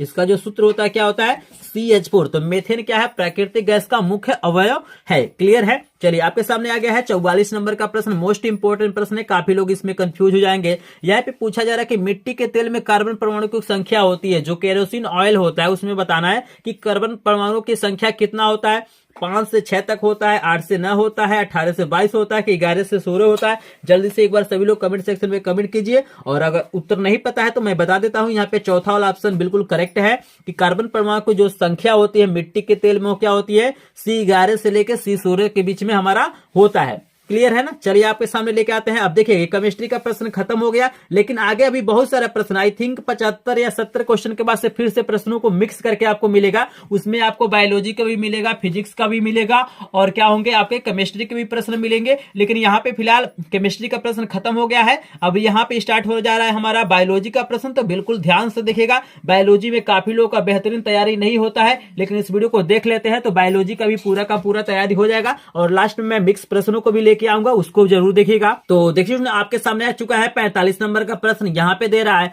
कि मनुष्य में लार ग्रंथियों की संख्या होती है, आपको कमेंट सेक्शन में बताना है कि मनुष्य में लार ग्रंथियों की संख्या होती है। तो देखिए यहाँ पे गले में भी थोड़ा सा दिक्कत हो रहा है, लेकिन आप लोग सपोर्ट जरूर कीजिएगा। अगर वीडियो पसंद आए लाइक कीजिएगा, चैनल पे नए चैनल को सब्सक्राइब करेंगे। और आवाज में थोड़ा सा डिफरेंट आपको देखने के लिए मिल सकता है, लेकिन आप लोग थोड़ा सा मेंटेन कर लीजिएगा, चूंकि लगातार बोलने से गले में थोड़ा सा प्रॉब्लम आ रहा है। तो यहाँ पे देखिएगा, यहाँ पे मैं करेक्ट ऑप्शन बता देता हूँ कि मनुष्य में जो लार ग्रंथियों की संख्या होती है, यहाँ पे आपको याद रखना है कि 3 जोड़ी होती है। लार ग्रंथियों की संख्या कितनी होती है? 3 जोड़ी होती है। गूगल पे आप लोग सर्च करेंगे तो इसका उत्तर, यहाँ बुक में देखेंगे तो इसका उत्तर आपको मिल जाएगा कि 3 जोड़ी कौन कौन सी ग्रंथियां हमारी होती है। अगला प्रश्न आपके सामने 46 नंबर का प्रश्न दिया है कि पित्त रस का निर्माण होता है। यहाँ पे आपको बताना है कि जो पित्त रस होता है कहाँ पे बनता है, अग्नाशय में बनता है, वृषण में बनता है, यकृत में बनता है कि पित्ताशय में बनता है। तो जल्दी से सभी लोग कमेंट सेक्शन में कमेंट करेंगे। फिलहाल मैं यहाँ पे करेक्ट ऑप्शन आपको बता देता हूँ कि जो पित्त रस बनता है हमारे लीवर में बनता है। लीवर को हम लोग क्या बोलते हैं? यकृत बोलते हैं। यानी यकृत में ही क्या होता है? पित्त रस का निर्माण होता है। मोस्ट इंपोर्टेंट प्रश्न ये भी है, इसको थोड़ा सा ध्यान से देख लीजिएगा। अगला प्रश्न आपके सामने लेके आते हैं 47 नंबर का प्रश्न। तो ईशु ने यहाँ पे आ चुका है 47 नंबर का प्रश्न। काफी इंपॉर्टेंट प्रश्न है, आपको उत्तर जल्दी से कमेंट सेक्शन में कमेंट करना है। यहाँ पे पूछ रहा है कि ब्रिकों का कार्य है, जो ब्रिक होता है वो हमारे क्या काम करता है? श्वसन करता है, परिवहन करता है, उत्सर्जन करता है कि पाचन करता है? तो एक बार जल्दी से सभी लोग कमेंट सेक्शन में कमेंट कर दीजिए। उसके बाद आपको उत्तर में बता देता हूँ कि जो हमारा ब्रिक होता है, इसका जो कार्य होता है उत्सर्जन का काम होता है। जो ब्रिक होते हैं ये क्या करते हैं? उत्सर्जन का काम करते हैं। आई होप आपको समझ में आ रहा होगा। चलिए आपके सामने लेके आते हैं 48 नंबर का प्रश्न। ऑलरेडी आपको दिखाई दे रहा है। यहाँ पे पूछा जा रहा है कि हीमोग्लोबिन महत्वपूर्ण भूमिका निभाता है। आपको बताना है कि जो हीमोग्लोबिन होता है वो मतलब किस काम आता है, उसका जो महत्वपूर्ण भूमिका होता है, इंपॉर्टेंट जो फंक्शन होता है वो क्या होता है। तो यहाँ पे जल्दी से सभी लोग कमेंट सेक्शन में बताइए, उत्सर्जन में होता है कि पाचन में होता है कि श्वसन में होता है कि वृद्धि में होता है? जल्दी से सभी लोग बताइए। तो यहाँ पे जो करेक्ट ऑप्शन होगा, स्टूडेंट काफी लोग सही भी बताए हैं, यहाँ पे श्वसन होगा। यहाँ पे क्या होगा? श्वसन होगा। ठीक है ना। आपके सामने लेके आते हैं 49 नंबर का प्रश्न। कहने के लिए 49 प्रश्न है, लेकिन आपका हो गया 50 प्रश्न, क्योंकि इसके पहले 2 प्रश्न एक्स्ट्रा था 25 नंबर पे। ठीक है ना। तो यहाँ पे आपको बताना है कि रक्त में ऑक्सीजन की कला में लाल रक्त कणिकाओं में उत्पन्न रोग होता है। यहाँ पे आपको बताना है कि रक्त में ऑक्सीजन की कला से लाल रक्त कणिकाओं में उत्पन्न रोग होता है। यहाँ पे आई थिंक जो प्रश्न में हमको कुछ प्रॉब्लम लग रहा है, यहाँ पे चूंकि बुक में यही प्रश्न दिया हुआ था, यहाँ पे रक्त में ऑक्सीजन की कमी होना चाहिए। कला से कोई विशेष मतलब नहीं है। यहाँ पे थोड़ा इस पॉइंट को आप लोग देख लीजिएगा कि रक्त में ऑक्सीजन की कमी से लाल रक्त कणिकाओं में उत्पन्न रोग होता है। तो यहाँ पे जो करेक्ट ऑप्शन होगा हीमोफीलिया होगा। इस प्रश्न को थोड़ा सा आप लोग वेरीफाई कर लीजिएगा। इस प्रश्न को आपको क्या करना है? थोड़ा सा वेरीफाई कर लेना है कि ये प्रश्न में थोड़ा सा मुझे गड़बड़ी लगा है। मैं जब प्रश्न बना रहा था तभी मुझे इसमें डाउट हुआ था, और मैंने थोड़ा सा सर्च इसके किया था तो ये क्वेश्चन मुझे मिला नहीं था। तो एक बार आप लोग को थोड़ा सा देख लेना है कि 49 नंबर जो प्रश्न है इसका सही प्रश्न क्या होगा और सही उत्तर क्या होगा। मतलब वैसे तो कला से हमको कोई विशेष मतलब नहीं लग रहा है। इस कला के जगह पे जहां तक मुझे लग रहा है कमी होगा। ठीक है ना। तो यहाँ कई जगह क्या किया है, पहला वाला भी ऑप्शन दिया है। तो इस प्रश्न को थोड़ा सा एक बार वेरीफाई करेंगे और मेरे वीडियो के कमेंट सेक्शन में क्या करेंगे, कमेंट करके बताएंगे कि यहाँ पे इसको मैं हाईलाइटेड कर देता हूँ कि 49 नंबर प्रश्न का सही उत्तर क्या होगा। इस प्रश्न में अगर कहीं भी आपको डाउट होगा तो एक बार गूगल पे सर्च जरूर करिएगा। सबसे पहले एक बार सर्च करेंगे, फिर भी कहीं डाउट होता है तो अपने टीचर से स्क्रीनशॉट लेंगे और दिखाएंगे, और वहां पे क्या करेंगे, वेरीफाई करेंगे। और मेरा व्हाट्सएप भी नंबर दिया गया, इसको भी थोड़ा सा आप लोग क्या करेंगे, हेल्प करेंगे मेरा 49 नंबर प्रश्न को वेरीफाई करने में। चलिए आपके सामने लेके आते हैं 50 नंबर का प्रश्न। यहाँ पे दिया है नर जनन अंगों से संबंधित नहीं। आपको बताना है कि कौन सी ऐसी ग्रंथि है जो हमारा नर जनन अंग से संबंधित नहीं है। तो जल्दी से सभी लोग कमेंट सेक्शन में कमेंट कीजिए। यहाँ पे फिलहाल मैं आपको करेक्ट ऑप्शन बता देता हूं कि यहाँ पे होगा प्रोटेस्ट ग्रंथि। यहाँ पे देखिए आपका 51 प्रश्न हो गया, यानी 50 नंबर लिखा गया है। आपको जल्दी से बताना है कि यानी हम लोग क्या हुए हैं, इस वीडियो के लगभग आधे तक पहुंच चुके हैं। तो आप लोग जल्दी से मुझे बताइए कि 51 प्रश्नों में से कितने प्रश्नों का उत्तर आपको सही पता था, यानी स्वयं आपको पहले से उत्तर पता था। एक बार जल्दी से कमेंट सेक्शन में कमेंट कर दीजिएगा। और जो लोग अभी तक वीडियो को लाइक नहीं किए हैं, प्लीज एक बार वीडियो को लाइक कीजिएगा। यहाँ पे बोलते बोलते आप लोग देख सकते हैं मेरा गला का जो आवाज है थोड़ा सा बदल गया होगा, यानी काफी प्रश्न थे तो काफी यहाँ पे मतलब मेहनत करना पड़ा है और काफी आप लोगों का प्यार और सपोर्ट चाहिए इस वीडियो पे, तभी मैं क्या करूंगा आगे से क्या करूंगा अन्य विषयों के हम क्या करेंगे 100+ इंपॉर्टेंट प्रश्नों का वीडियो बनाएंगे। और जहां तक मुझे पता है कि आपको ऐसा लग भी रहा होगा, ये जो प्रश्न है बिल्कुल न्यू प्रश्न है और आज तक मैंने क्या किया था ऐसे प्रश्नों को नहीं कराया था, बिल्कुल इंपॉर्टेंट प्रश्न है। तो एक बार अगर आपको ऐसा लगता है कि सपोर्ट करना चाहिए तो बिल्कुल आप लोग सपोर्ट कीजिएगा। बस आपको कुछ नहीं चाहिए, आपसे मैं बिल्कुल एक भी रुपए नहीं मांग रहा हूं। बस आपको क्या करना है, वीडियो को लाइक कर देना है और चैनल को सब्सक्राइब कर लेना है और अगर हो सके तो अपने फ्रेंड के साथ भी क्या करना है, इसको शेयर कर देना है। जिनको भी पीडीएफ चाहिए लिंक दिया गया डिस्क्रिप्शन में, एक बार ज्वाइन करेंगे, लगता है तभी सपोर्ट कीजिए। चलिए हम फिलहाल आगे बढ़ते हैं, अगर नहीं करेंगे फिर भी हम क्या करेंगे आपके लिए कंटेंट प्रोवाइड करते रहेंगे। मेरा टारगेट है कि आप लोग क्या हो इस बारी भी क्या हो 95% से ऊपर नंबर पाए। तो चलिए आपके सामने लेके आते हैं 51 नंबर का प्रश्न। यहाँ पे दिया हुआ है कि प्रकाश संश्लेषण होता है। यहाँ पे देखिएगा आप जब बुक को पढ़ेंगे तो उसमें ये चीजें थोड़ा सा आपको डिटेल में पढ़ने के लिए मिलेगा। यहाँ पे जो क्लोरोफिल का टाइप होता है ना कई टाइप का होता है, तो यहाँ पे बताना है कि प्रकाश संश्लेषण जो होता है वो किसके द्वारा होता है, क्लोरोफिल ए में होता है कि क्लोरोफिल बी में होता है कि क्लोरोफिल ए और बी में, कि यहाँ पे दिया है ज़ैंथोफिल में होता है। तो एक बार जल्दी से कमेंट सेक्शन में कमेंट कर देंगे। यहाँ पे फिलहाल ऑप्शन आपको सही बता देता हूं, यहाँ पे तीसरा वाला ऑप्शन सही होगा कि प्रकाश संश्लेषण जो होता है क्लोरोफिल ए में भी होता है और क्लोरोफिल बी में भी होता है। तो तीसरा वाला ऑप्शन क्या हो जाएगा आपका सही हो जाएगा। कुछ प्रश्न आपको नए मिलेंगे, लेकिन अगर कहीं भी डाउट होता है तो एक बार अपने टीचर या गूगल की मदद आप लोग ले सकते हैं। चलिए अगला प्रश्न आपके सामने है 52 नंबर का प्रश्न कि प्रकाश अभिक्रिया में होती है। आपको बताना है कि जो प्रकाश अभिक्रिया होती है वो किस में होती है, माइटोकॉन्ड्रिया में होती है, हरित लवक के ग्रेना में होती है, राइबोसोम में होता है, हरित लवक के स्ट्रोमा में होता है। तो जल्दी से एक बार कमेंट सेक्शन में कमेंट करेंगे। फिलहाल मैं करेक्ट ऑप्शन आपको बता देता हूं कि दूसरा वाला ऑप्शन करेक्ट है।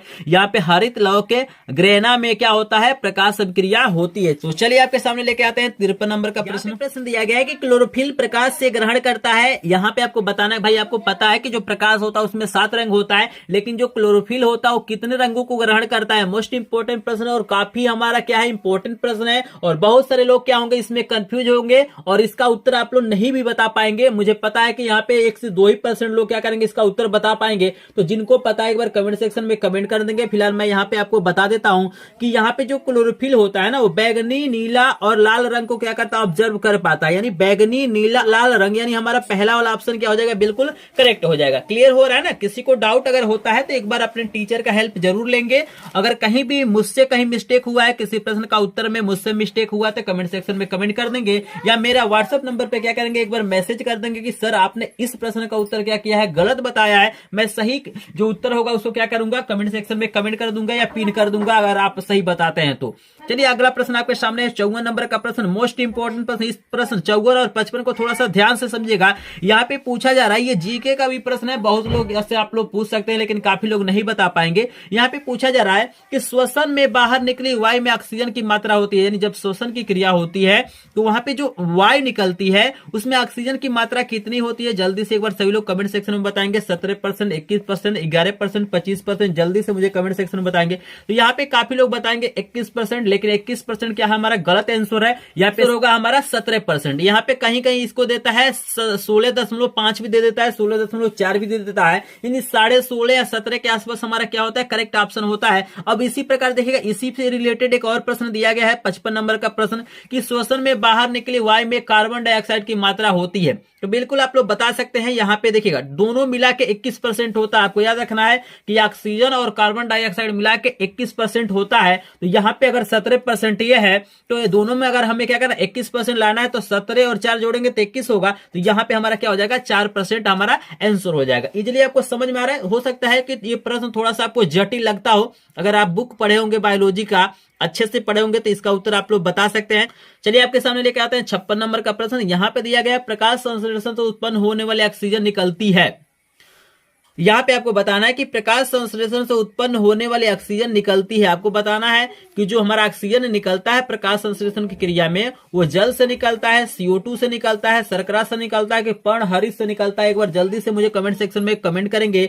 तो मैं यहाँ पे बता दूं कि जो मैंने देखा है बुक में, इसका आंसर दिया हुआ है जल से। आप लोग अगर आपको डाउट होगा तो आप लोग एक बार चेक कर लेंगे। यहाँ पे 56 नंबर का प्रश्न हो गया। 57 नंबर का प्रश्न आपके सामने लेके आते हैं मेरे भाई। मोस्ट इंपोर्टेंट प्रश्न है। काफी लोग क्या होंगे यहाँ पे कंफ्यूज हो जाएंगे कि यहाँ पे पौधों में श्वसन क्रिया होती है। जो पौधों में श्वसन की क्रिया होती है वो हमारा क्या होता है, केवल रात में होता है। यहाँ पे के का मतलब केवल से है, केवल रात में होता है, केवल दिन में होता है, दिन और रात दोनों होता है, कि केवल प्रातः काल में होता है। मोस्ट इंपोर्टेंट प्रश्न है। काफी यहाँ पे कंफ्यूजन भी होता है, लेकिन मैं यहाँ पे एक एडिशनल प्रश्न यहाँ पे ऐड करना चाहूंगा। यहाँ पे देखिएगा, इसको पूछ सकता है कि पौधों में भोजन बनाने की क्रिया होती है। तो देखिए, भोजन बनाने की क्रिया तभी होगी जब हमारे पास क्या होगा, सनलाइट होगा। यानी सनलाइट में ही क्या होता है, जो हमारा भोजन पौधे क्या करते हैं, बनाते हैं। लेकिन यहाँ पे देखिएगा, सनलाइट कब मिलता है, दिन में। अगर भोजन की बात करता है तो केवल दिन हो जाता है। लेकिन आपको याद रखना है कि जो श्वसन की क्रिया होती है हमारे क्या होता है, दिन रात दोनों में होता है। तो यहाँ पे तीसरा वाला करेक्ट ऑप्शन हो जाएगा। बिल्कुल यहाँ पे क्या हो जाएगा, करेक्ट ऑप्शन हो जाएगा।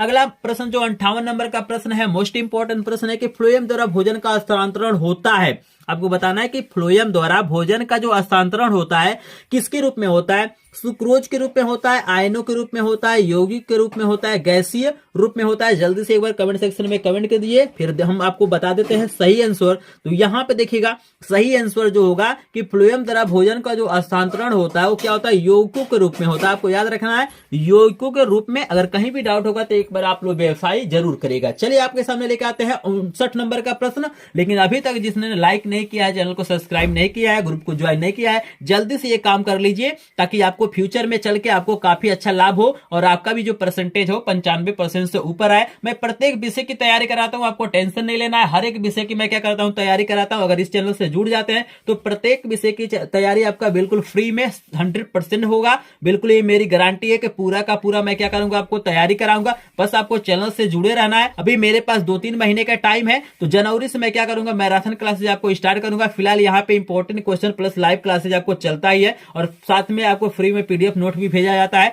तो चलिए लेके आते हैं 59 नंबर का प्रश्न। तो देखिए, आपके सामने आ चुका है 59 नंबर का प्रश्न। यहाँ पे दिया गया है कि किस क्रिया में जड़ों द्वारा अवशोषित जल तथा खनिज लवण पत्तियों तक पहुंचाया जाता है। यानी कौन सी ऐसी क्रिया है जिसके माध्यम से क्या होता है, अवशोषित जल तथा खनिज लवण पत्तियों तक पहुंचाया जाता है। उस क्रिया को आपको नाम बताना है। यहाँ पे कुछ क्रियाओं का नाम दिया गया है। वाष्प उत्सर्जन दिया गया है, रसारोहण दिया गया है, रसाकर्षण दिया गया है, परासरण दिया है। तो जल्दी से एक बार कमेंट सेक्शन में आप लोग कमेंट करेंगे। फिलहाल मैं करेक्ट ऑप्शन आपको बता देता हूँ। यहाँ पे जो करेक्ट ऑप्शन होगा दूसरा वाला, रसारोहण की क्रिया द्वारा क्या किया जाता है, हमारा जड़ों द्वारा अवशोषित जल और क्या होता है, खनिज लवण पत्तियों तक पहुंचाया जाता है। क्लियर है, किसी को कोई डाउट नहीं। थोड़ा सा मैं फास्ट चलाऊं ताकि कम समय में हमारे क्या हो जाए, अधिक प्रश्न हो जाए। लेकिन आप लोग कमेंट करते रहिएगा और लाइक करते रहिएगा, ठीक है ना। प्रश्न को बनाने में काफी मेहनत करना पड़ा है, काफी बोलना पड़ा है, तो एक बार सपोर्ट करेंगे। अगर सपोर्ट करते हैं तो प्रत्येक विषय का आपको क्या हो जाएंगे, 100+ इंपॉर्टेंट क्वेश्चन मिल जाएंगे। और बिल्कुल इंपॉर्टेंट प्रश्न आप लोग खुद बोर्ड एग्जाम में देखिएगा। जब आप लोग पेपर देके आएगा तो मुझे कमेंट सेक्शन में कमेंट कीजिएगा। और जब आप पेपर देके आइएगा तो मैं लाइव रहूंगा। पिछले साल आप लोग देख सकते हैं मैंने क्या किया था, जितना भी पेपर दे के लोग आए थे तो मैं सुबह में भी लाइव था कि ये प्रश्न आप लोग याद कर लीजिएगा, इसको तैयार कर लीजिएगा। जो पेपर दे के स्टूडेंट आए थे उसका मैं सोल्यूशन भी कराता हूँ, या जो पेपर आप दे के आएंगे ना उसका मैं क्या करूंगा, लाइव आके सोल्यूशन भी कराऊंगा।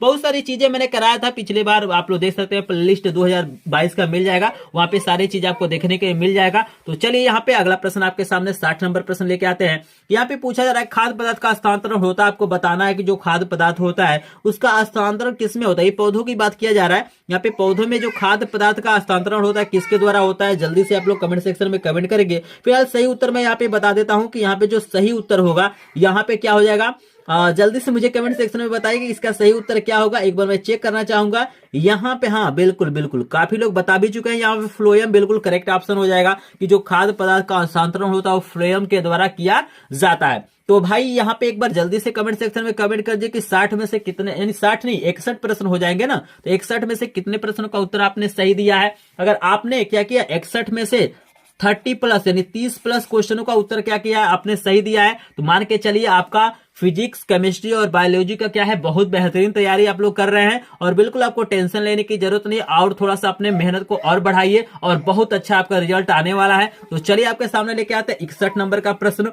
61 नंबर का प्रश्न दिया है, पादप किस प्रक्रिया में वायु को शुद्ध करते हैं। आपको बताना है कि कौन सी ऐसी प्रक्रिया है जिसमें वायु को क्या किया जाता है, शुद्ध किया जाता है। वाष्पोत्सर्जन है, श्वसन है, प्रकाश संश्लेषण है कि प्रजनन है। तो इसका आंसर काफी लोग जानते होंगे, बिल्कुल आसान है भाई। यहाँ पे पता है ना कि कार्बन डाइऑक्साइड लेते हैं और ऑक्सीजन गैस मुक्त करते हैं, यानी यही प्रक्रिया ने वायु को शुद्ध करना हुआ। तो यहाँ पे देखिएगा ये क्रिया होती है प्रकाश संश्लेषण में, यानी प्रकाश संश्लेषण की क्रिया द्वारा क्या किया जाता है, वायु को शुद्ध किया जाता है। तो बिल्कुल आसान प्रश्न था, आई होप आपको समझ में भी आ रहा होगा। चलिए 61 नंबर का प्रश्न आपको लेके आते हैं, काफी इंपॉर्टेंट है। अभी तक पौधों के बारे में हम लोग बात किए हैं, अब हम लोग क्या करेंगे, ह्यूमन के बारे में थोड़ा सा हम लोग क्या करेंगे, बात करेंगे। 62 नंबर का प्रश्न रिलेटेड है हमारा ह्यूमन से। यहाँ पे पूछा जा रहा है हार्मोन क्या है।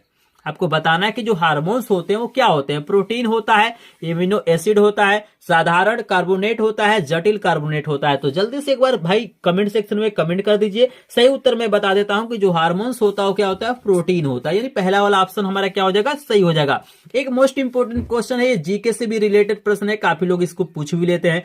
आपको बताना है कि सामान्य मानव मस्तिष्क का जो भार होता है कितना होता है।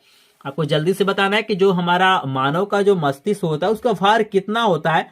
तो एक बार कमेंट सेक्शन में सभी लोग बता दीजिए। यहाँ पे जब मैं देख रहा हूं तो अलग अलग आंसर यहाँ पे देखने के लिए मिल रहा है, लेकिन जो करेक्ट ऑप्शन होगा मेरे भाई वो होगा 1300 से 1400। यहाँ पे 1300 से 1400 ग्राम का क्या होता है हमारा, यहाँ पे मस्तिष्क का क्या होता है, भार होता है। क्लियर है, दूसरा वाला ऑप्शन बिल्कुल करेक्ट हो जाएगा। यहाँ पे एक प्रश्न और दिया है कि मादा लिंग हार्मोन बनता है। यहाँ पे करेक्ट ऑप्शन जो हो जाएगा पहला वाला हो जाएगा आपका एस्ट्रोजन। एस्ट्रोजन होता है मादा लिंग हार्मोन, यहीं पे बनता है। ठीक है ना, ये क्लियर है। चलिए अगला प्रश्न आपके सामने है 65 नंबर का प्रश्न, काफी अच्छा प्रश्न है। यहाँ पे पूछा जा रहा है कि निषेचन के बाद फल में बदलता है। आपको बताना है कि जो दिया हुआ देखिएगा, पहला दिया है, दूसरा दिया है, तीसरा दिया है, चौथा दिया है। तो आप लोग जल्दी से कमेंट सेक्शन में बताइए कौन सा ऑप्शन क्या होगा, सही होगा। बायदल होगा, पुंकेसर होगा, अंडाशय होगा या चौथा वाला होगा। तो यहाँ पे देखिएगा करेक्ट ऑप्शन जो होगा यहाँ पे अंडाशय होगा, यानी ये जो होता है ना वो क्या होता है, निषेचन के बाद फल में बदलता है। तो मोस्ट इंपोर्टेंट प्रश्न है, ये कई बार पूछा भी गया है और हर साल इसको पूछा भी जाता है,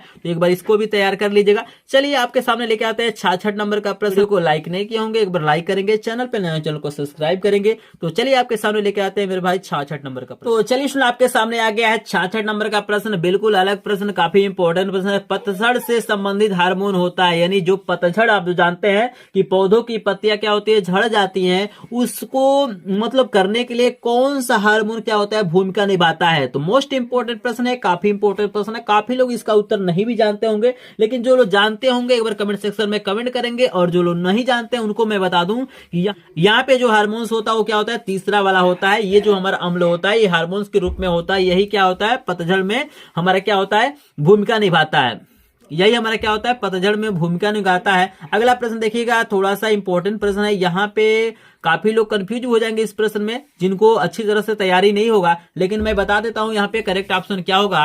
ये 67 नंबर का प्रश्न दिया है कि मटर में शुद्ध लंबे और शुद्ध बौने पौधों में संकरण कराया जाता है, यानी शुद्ध लंबे और शुद्ध बौनों में क्या किया जाता है, संकरण कराया जाता है। तो प्रथम पीढ़ी की संतान होती है, क्या होंगी, दो पौधे हैं, एक हमारा क्या है, लंबा है, एक बौना है, तो दोनों में संकरण कराया जाएगा। जो प्रथम पीढ़ी के जो पौधे प्राप्त होंगे उनके मतलब संकरण से जो भी नया पौधा बनेगा पहली बार, तो क्या होगा, शुद्ध लंबे पौधे बनेंगे, शुद्ध बौने पौधे बनेंगे, संकर लंबे बनेंगे, शुद्ध लंबे और शुद्ध बौने बनेंगे। जल्दी से एक बार कमेंट सेक्शन में कमेंट करना है। यहाँ पे जिनको इसका आंसर नहीं पता है उनको मैं बता दूं, ये जो पौधे बनेंगे उनको बोला जाता है संकर लंबे, उनको हम लोग क्या बोलते हैं, संकर लंबे। क्लियर है। चलिए आपके सामने लेके आते हैं 68 नंबर का प्रश्न, काफी इंपॉर्टेंट प्रश्न है। यहाँ पे आपको बताना है कि आनुवंशिकता के प्रयोग के लिए मेंडल ने निम्नलिखित में से कौन से पौधे का उपयोग किया है। तो इस प्रश्न का उत्तर आप लोग आसानी से बता सकते हैं। चलिए बहुत शानदार, यहाँ पे मुझे बहुत खुशी हो रही है कि इस प्रश्न का उत्तर काफी लोगों ने सही कमेंट किया है, और ऐसा होना भी चाहिए। आपके पास ऐसे प्रश्नों का उत्तर बिल्कुल बताना भी चाहिए। आपको पता है ना, ये जो प्रश्न होता है लगातार पूछा जाता है, मोस्ट इंपोर्टेंट प्रश्न है कि यहाँ पे मेंडल ने किस पौधे को लिया था, तो मेंडल ने क्या लिया था, मटर के पौधे को लिया था। बिल्कुल करेक्ट ऑप्शन है यहाँ पे मटर। चलिए बहुत बढ़िया, इसका उत्तर तो आप लोग जरूर कमेंट सेक्शन में कमेंट कीजिए, ताकि आने वाला जो भी स्टूडेंट क्या करे इस वीडियो को देखे तो वहां पे मतलब नाम पता चले कि किस किस स्टूडेंट ने क्या किया है, सही कमेंट किया है। तो कमेंट बॉक्स को आपको क्या करना है, कमेंट से भर देना है। जितने लोग इस लाइव को देख रहे हैं, इस वीडियो को देख रहे हैं, वो लोग क्या करेंगे, कमेंट सेक्शन में कमेंट कर देंगे, ताकि पता चले कि इस चैनल के स्टूडेंट क्या करते हैं, बिल्कुल इस चैनल से प्रेम करते हैं। मैं देखना चाहूंगा कि मतलब कितने स्टूडेंट ने कितना कमेंट किया, मैं काउंट करूंगा और किसी न किसी लाइव क्लास में मैं बताऊंगा कि इस स्टूडेंट ने क्या किया, इतना कमेंट किया, इतने प्रश्नों का क्या किया है, सही उत्तर दिया है। तो आपको कमेंट बॉक्स को क्या करना है, कमेंट से भर देना है। अगर हो सके तो इस वीडियो को अधिक से अधिक शेयर कीजिए, ताकि सभी बच्चे क्या हो जाए, पूरी तरह से तैयारी कर पाए और विज्ञान में उनका एक भी नंबर न कटे। तो चलिए लेके आते हैं आपके सामने 69 नंबर का प्रश्न। यहाँ पे दिया गया है कि आनुवंशिक लक्षणों के रासायनिक कारक है। आपको बताना है कि आनुवंशिक लक्षणों के रासायनिक कारक क्या है। डीडीटी है, डीएनए है, प्रोटीन है कि कार्बोहाइड्रेट है। तो एक बार जल्दी से कमेंट सेक्शन में कमेंट करेंगे। यहां पे देखिएगा जो करेक्ट ऑप्शन आपका हो जाएगा, यहां पे मैं बता देता हूं ताकि आपको कंफ्यूजन न रहे। यहां पे जो 69 नंबर प्रश्न का जो करेक्ट ऑप्शन होगा वो आपको होगा डीएनए। जो डीएनए होता है वही क्या होता है, आनुवंशिक लक्षणों के रासायनिक कारक होते हैं। डीएनए के नाम आप लोग सुने होंगे, काफी इंपॉर्टेंट है। सीआईडी देखे होंगे तो वहां पे क्या होता है, जो डॉक्टर सालुंके होते हैं क्या करते हैं, बहुत डीएनए टेस्ट करते हैं, ठीक है ना। तो आप लोगों को बताना है कि कौन कौन सीआईडी देखता है और कितने लोगों को सीआईडी पसंद है, ये भी क्या करेंगे, कमेंट सेक्शन में कमेंट करेंगे। तो चलिए अगला प्रश्न आपके सामने लेके आते हैं कि 70 नंबर का प्रश्न दिया है कि जीन पाए जाते हैं। आपको बताना है कि जो जीन होते हैं वो कहां पाए जाते हैं, कोशिका में पाए जाते हैं, केंद्रक में पाए जाते हैं, माइटोकॉन्ड्रिया में पाए जाते हैं, गुणसूत्रों पर पाए जाते हैं। तो एक बार जल्दी से मुझे कमेंट सेक्शन में कमेंट कीजिए, फिर आगे बढ़ते हैं। चलिए काफी लोगों ने सही बताया है कि यहां से एक बार सभी लोग कमेंट सेक्शन में कमेंट करेंगे। इसका करेक्ट ऑप्शन होगा गुणसूत्रों पे क्या होते हैं, जीन पाए जाते हैं। क्लियर है। चलिए 71 नंबर का प्रश्न आपके सामने दिया गया है कि आनुवंशिकता के जनक है। Most important, very very important प्रश्न है कि आनुवंशिकता के जनक है। जल्दी से बताइए कौन है। यहाँ पे पहला आपको ऑप्शन दिखाई दे रहा है, दूसरा भी दिखाई दे रहा है, तीसरा, चौथा, जल्दी से बताइए। तो यहाँ पे बिल्कुल ग्रेगर जॉन मेंडल ही क्या है, आनुवंशिकता के क्या है, जनक माने जाते हैं। तो बिल्कुल करेक्ट ऑप्शन हो गया। यहाँ पे 71 प्रश्न यानी आपका लमसम 72 प्रश्न क्या हो गया, क्लियर हो गया। तो जल्दी से आप लोग मुझे कमेंट सेक्शन में बताइए 72 में से कितनों प्रश्नों का उत्तर आपने सही दिया है, तो जल्दी से बताइए। चलिए बहुत बेहतरीन आप लोगों ने उत्तर दिया है। तो चलिए आपके सामने लेके आते हैं, समय को बर्बाद नहीं करते हैं, लेके आते हैं आपके सामने 72 नंबर का प्रश्न। बिल्कुल 101 प्रश्नों को देखेंगे और 101 पता है कि नहीं कितना अच्छा नंबर है, ठीक है ना। ये बिल्कुल शुभ नंबर है। तो आपके साथ भी अगर वीडियो को लास्ट तक देखते हैं तो कुछ ना कुछ क्या होगा, अच्छा ही होगा। आपका भी परसेंट मैं आशा करूंगा, शारदे से कामना करूंगा कि 95% से ऊपर भी आए और आप लोग क्या करें, अपने माता पिता का नाम क्या करें, रोशन करें। तो चलिए लेके आते हैं आपके सामने 72 नंबर का प्रश्न। तो सुन आपके सामने आ चुका है 72 नंबर का प्रश्न। यहाँ पे दिया हुआ है कि पुष्प में लाल रंग लक्षण प्रभावी है, इसका विपरीत या तुलनात्मक लक्षण क्या होगा। तो आपको बताना है किसी पुष्प में लाल जो रंग है लक्षण प्रभावी लक्षण है, तो आपको बताना इसका विपरीत या तुलनात्मक लक्षण क्या होगा। जल्दी से बताइए। बौना पौधा, गोल बीज, सफेद पुष्प, हरे बीज, जल्दी से सभी लोग कमेंट सेक्शन में बताइए। यहाँ पे चलिए बिल्कुल करेक्ट ऑप्शन होगा, यहाँ पे क्या हो जाएगा, सफेद पुष्प क्या होगा, इसका विपरीत या तुलनात्मक क्या होगा, लक्षण होगा। क्लियर है ना। चलिए यहां तक तो हमारा क्या था, बायोलॉजी का प्रश्न था। लेकिन यहां पे देखिए जैसे कि मैंने आपको बताया था कि आगे क्या होंगे, आपको मिक्स प्रश्न मिलेंगे, यानी आपको बायोलॉजी के भी प्रश्न मिलेंगे, फिजिक्स के भी प्रश्न मिलेंगे और केमिस्ट्री के भी प्रश्न मिलेंगे। तो यहाँ पे 73 नंबर के आगे जब आप जाएंगे तो यहाँ पे आपको क्या है, मिक्स प्रश्न देखने के लिए मिलेंगे और ये भी प्रश्न काफी इंपॉर्टेंट है। तो आपको इस वीडियो को क्या करना है, लास्ट तक देख लेना है, क्योंकि अगर विज्ञान में अगर चाहते हैं कि एक भी प्रश्न आपका ना छूटे, पूरी तरह से तैयारी हो, तो वीडियो को लास्ट तक जरूर देखिएगा। तो 73 नंबर का प्रश्न आपके सामने है कि विद्युत जनित रूपांतरण करता है। आपको बताना है कि जो विद्युत जनित्र होता है, जनरेटर होता है, डायनेमो होता है, वो किस ऊर्जा को किस ऊर्जा में बदलता है। तो यहाँ पे आपको याद रखना है कि दूसरा वाला करेक्ट ऑप्शन है। ऐसे प्रश्न आपको पीछे भी देखने के लिए मिले थे। तो ये क्या करता है, यांत्रिक ऊर्जा को क्या करता है, विद्युत ऊर्जा में बदलता है। तो यही क्या हो जाएगा, करेक्ट ऑप्शन हो जाएगा। चलिए आगे अभी बहुत सारे प्रश्न है। यहाँ पे 75 नंबर का प्रश्न आपको देख लीजिए। यहाँ पे दिया है कि मनुष्य में वृक्क एक तंत्र का भाग है। आपको बताना है कि जो वृक्क होता है वो एक तंत्र का भाग है जो संबंधित किससे होता है, यानी वृक्क का जो काम होता है। अभी मैंने इसके पहले बताया था कि वृक्क का जो काम होता है वो क्या होता है, उसी को प्रश्न को थोड़ा सा घुमा दिया है। यहाँ पे पूछ दिया है कि मनुष्य में वृक्क एक तंत्र का भाग है जो संबंधित है। तो ये क्या है, उस सर्जन से क्या होता है, संबंधित होता है। आई होप आपको समझ में आ रहा होगा।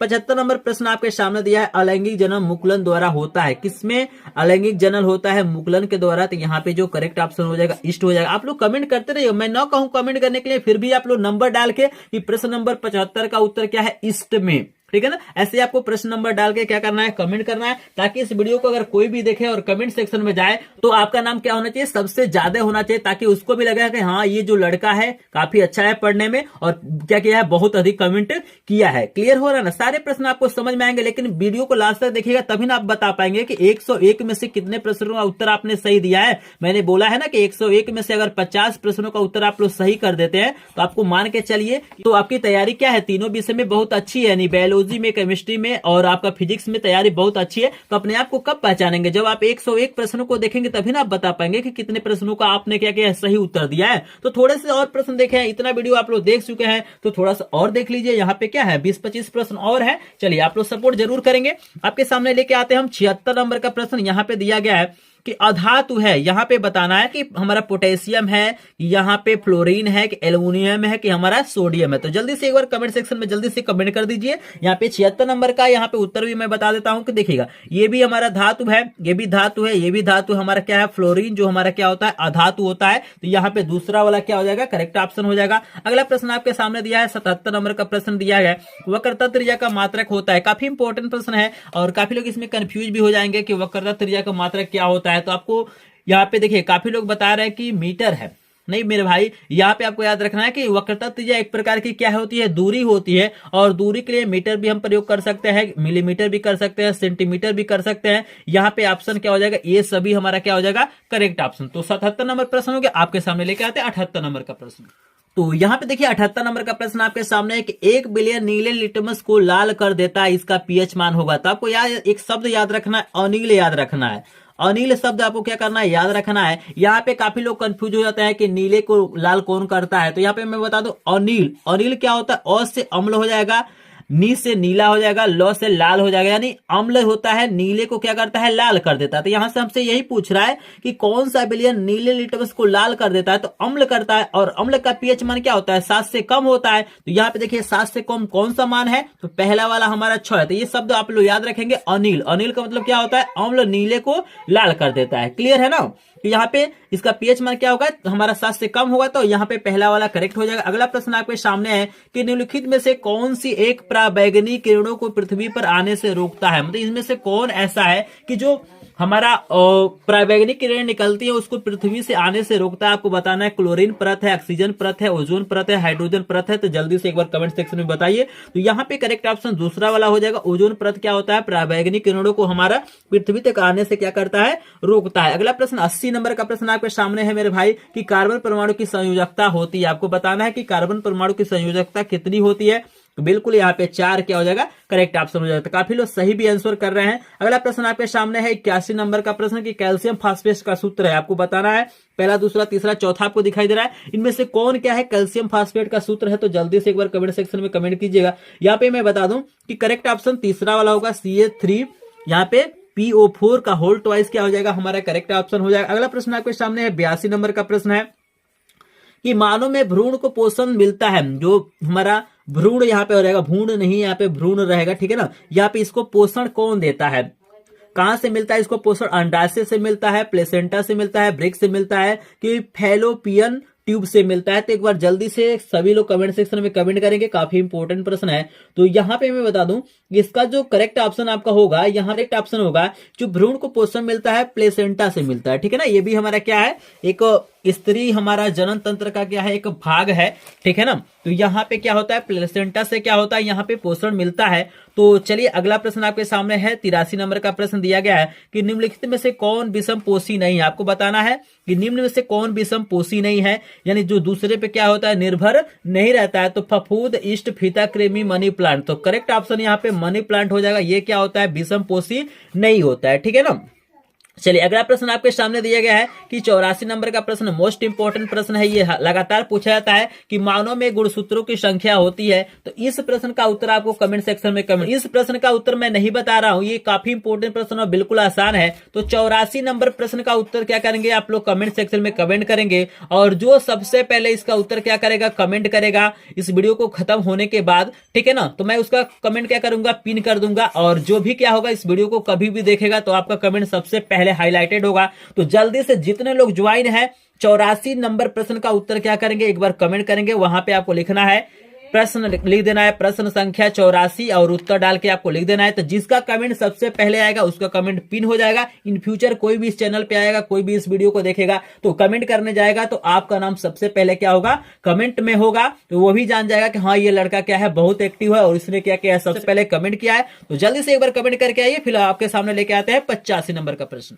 तो चलिए सुनिए आपके सामने आ चुका है 85 नंबर का प्रश्न। यहाँ पे दिया गया है कि निम्नलिखित में से कौन सा जीन प्रारूप शुद्ध गोल बीजों को प्रकट करना है। आपको बताना है कि इनमें से कौन सा जीन प्रारूप है जो शुद्ध गोल बीजों को क्या करता है प्रकट करता है। तो इसका भी कमेंट आप लोग जल्दी से कर दीजिए। और यहाँ पे मैं करेक्ट ऑप्शन बता दूं, यहाँ पे RR क्या होता है हमारा गोल बीजों को क्या करता है प्रकट करता है। क्लियर है। अगला प्रश्न आपके सामने आ गया है फिजिक्स से। यहाँ पे पूछ रहा है कि चुंबकीय बल रेखाएं सदैव समांतर होती है, एक दूसरे पर मिलती है, एक दूसरे को कभी नहीं काटती है कि परस्पर काटती है। तो यहाँ पे करेक्ट ऑप्शन हो जाएगा तीसरा वाला, जो चुंबकीय बल रेखाएं होती हैं ये कभी भी क्या करती है एक दूसरे को काटती नहीं है। बिल्कुल क्या हो जाएगा करेक्ट ऑप्शन हमारा क्या हो जाएगा यहाँ पे तीसरा वाला हो जाएगा। आई होप आपको सबको समझ में आ रहा है कि जो हमारा 86 नंबर का प्रश्न है किसी को कोई दिक्कत नहीं है।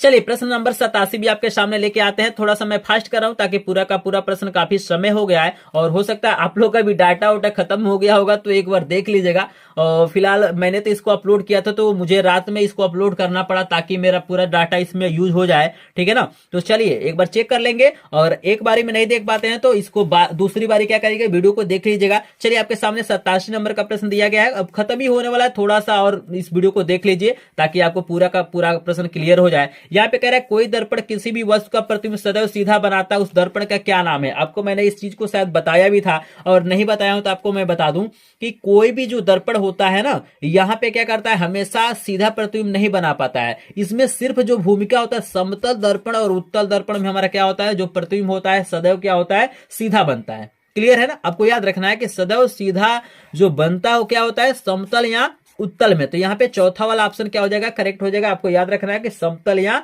उत्तल। क्लियर है ना। यहाँ पे दोनों होगा समतल या उत्तल, सिर्फ उत्तल नहीं होगा। क्लियर है। यहाँ पे चलिए अगला प्रश्न आपके सामने लेके आता हूं।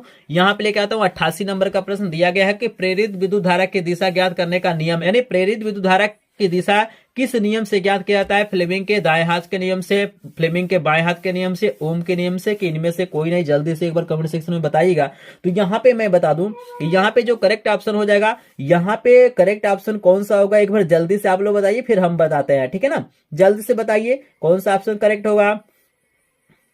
तो यहाँ पे देखिए फ्लेमिंग के दाएं हाथ के नियम से, यानी हमारा यहाँ पे जो पहला वाला ऑप्शन है बिल्कुल करेक्ट हो जाएगा कि फ्लेमिंग के हम लोग दाएं हाथ के नियम से क्या करते हैं प्रेरित विद्युत धारा की दिशा को हम लोग बताते हैं। अगला प्रश्न आपके सामने 89 यानी 89 नंबर का प्रश्न दिया गया है कि एल्युमिनियम की सतह पर ऑक्सीजन परत बनता है यह कहलाता है। जो एल्युमिनियम की सतह पर ऑक्सीजन का परत बनता है उसको हम लोग क्या कहते हैं जल्दी से कमेंट सेक्शन में बताइए।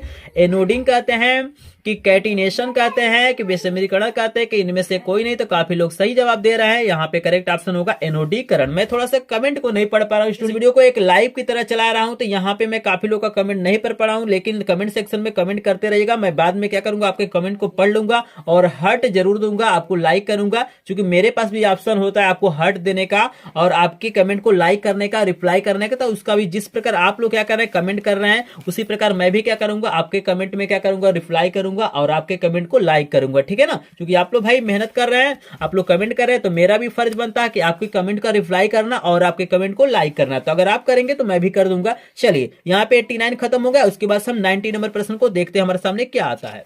तो यहाँ पे सुना आ चुका है 90 नंबर का प्रश्न। 10 प्रश्न और हैं, 10 या 11 प्रश्न और होंगे। इस वीडियो को लास्ट तक देख लीजिएगा। आपके पास दिया गया है कि लार में कौन सा एंजाइम पाया जाता है। जल्दी से मुझे कमेंट सेक्शन में बताइए। मोस्ट इंपोर्टेंट प्रश्न आपके सामने है कि लार में कौन सा एंजाइम पाया जाता है। पेप्सिन यहाँ पे दिया है, ट्रिप्सिन, लाइपेज की आपको दिया है एमाइलेज। तो यहाँ पे याद रखना है कि यहाँ पे दूसरा वाला करेक्ट ऑप्शन होगा। जो लार में एंजाइम पाया जाता है उसको बोला जाता है एमाइलेज पाया जाता है, यही हमारा क्या होता है एंजाइम पाया जाता है। ठीक है ना। अगर आपको कंफ्यूजन होगा, आपको लगता होगा कि पेप्सिन पाया जाता है, तो एक बार गूगल करके देख लीजिए, अपने टीचर का हेल्प ले लीजिएगा, लेकिन करेक्ट ऑप्शन आपको दूसरा वाला होगा। अगला प्रश्न आपके सामने है 91 नंबर का प्रश्न है कि मूत्र का निर्माण कहाँ पे होता है? ब्रिक में होता है, यकृत में होता है, प्लीहा में होता है, हृदय में होता है? जल्दी से मुझे कमेंट सेक्शन में बताइए कि मूत्र का यानी यूरिन का जो हमारा निर्माण होता है कहां पे होता है? तो काफी लोग सही आंसर बता रहे हैं, ब्रिक हमारा क्या हो जाएगा, बिल्कुल करेक्ट ऑप्शन हो जाएगा। चलिए अगला प्रश्न आपके सामने है 92 नंबर का प्रश्न है कि मनुष्य के हृदय में कोष्ठों की संख्या होती है, तो यानी चेंबर जो होते हैं कितने चेंबर होते हैं? हार्ट में कितने चेंबर होते हैं? जल्दी से आपको बताना है, मोस्ट इंपोर्टेंट प्रश्न है, बिल्कुल आसान क्वेश्चन है ये कि कितने चेंबर होते हैं? तो 4 चेंबर होते हैं। आपको पता है कि दायां आलिंद, बायां आलिंद, दायां नीले और बायां नीले होता है, 4 हमारे क्या होते हैं चेंबर बने होते हैं। क्लियर है ना। ये प्रश्न 92 नंबर का क्लियर हो रहा है। चलिए अगला प्रश्न आपके सामने है 93 नंबर का प्रश्न है कि जाइगोट में गुणसूत्रों की संख्या कितनी होती है? आपको बताना है कि जाइगोट में गुणसूत्रों की संख्या कितनी होती है, जल्दी से बताइए। 4x 2x 3x और यहाँ पे x दिया है, जल्दी से कमेंट सेक्शन में बताइए। तो करेक्ट ऑप्शन हो जाएगा 2x हो जाएगा, यही क्या हो जाएगा आपका करेक्ट ऑप्शन हो जाएगा। 94 नंबर का प्रश्न आपके सामने है कि द्वार कोशिकाएं कहां पे पाई जाती हैं? जड़ों में, वात, रंध्रों में, इनमें से सभी में? जल्दी से बताइए कि द्वार कोशिकाएं कहां पे पाई जाती हैं। तो करेक्ट ऑप्शन मैं आपको बता देता हूं, थोड़ा सा समय अधिक हो गया है तो प्रश्न को थोड़ा सा मैं फास्ट कर रहा हूं। यहाँ पे करेक्ट ऑप्शन होगा रंध्रों में, लेकिन आप लोग कमेंट सेक्शन में कमेंट जरूर कर दीजिएगा, प्रत्येक क्वेश्चन का नाम डाल के और उसका उत्तर आप लोग कमेंट करिएगा। अगला प्रश्न 95 नंबर का प्रश्न आपके सामने है कि बिजली के बल्ब का तंतु बना होता है, जिस प्रकार मैंने हीटर का पूछा था, तो हीटर क्या होता है? नाइक्रोम का बना होता है। तो बिजली का जो बल्ब आता है, जैसे पुराना वाला जो बल्ब आता था 100 वाट का, तो वो किससे बना होता है? तो जल्दी से बताइए। तो यहाँ पे टंगस्टन हमारा क्या हो जाएगा करेक्ट ऑप्शन। तो 95 नंबर का प्रश्न हो गया मेरे भाई। चलिए हम लोग कर लेते हैं पहले 101 प्रश्नों को, उसके बाद हम थोड़ा सा आपसे बात करेंगे कि बोर्ड एग्जाम की तैयारी 100% आपको कैसे करनी है, क्या क्या चीजें करेंगे तो आपका पूरा का पूरा आपको अच्छा परसेंटेज मिलेगा। तो चलिए पहले प्रश्नों को करते हैं, उसके बाद हम थोड़ा सा 2 मिनट लेंगे, आपसे बातें करेंगे। तो चलिए 95 प्रश्न हो गया, 96 नंबर प्रश्न को देखते हैं।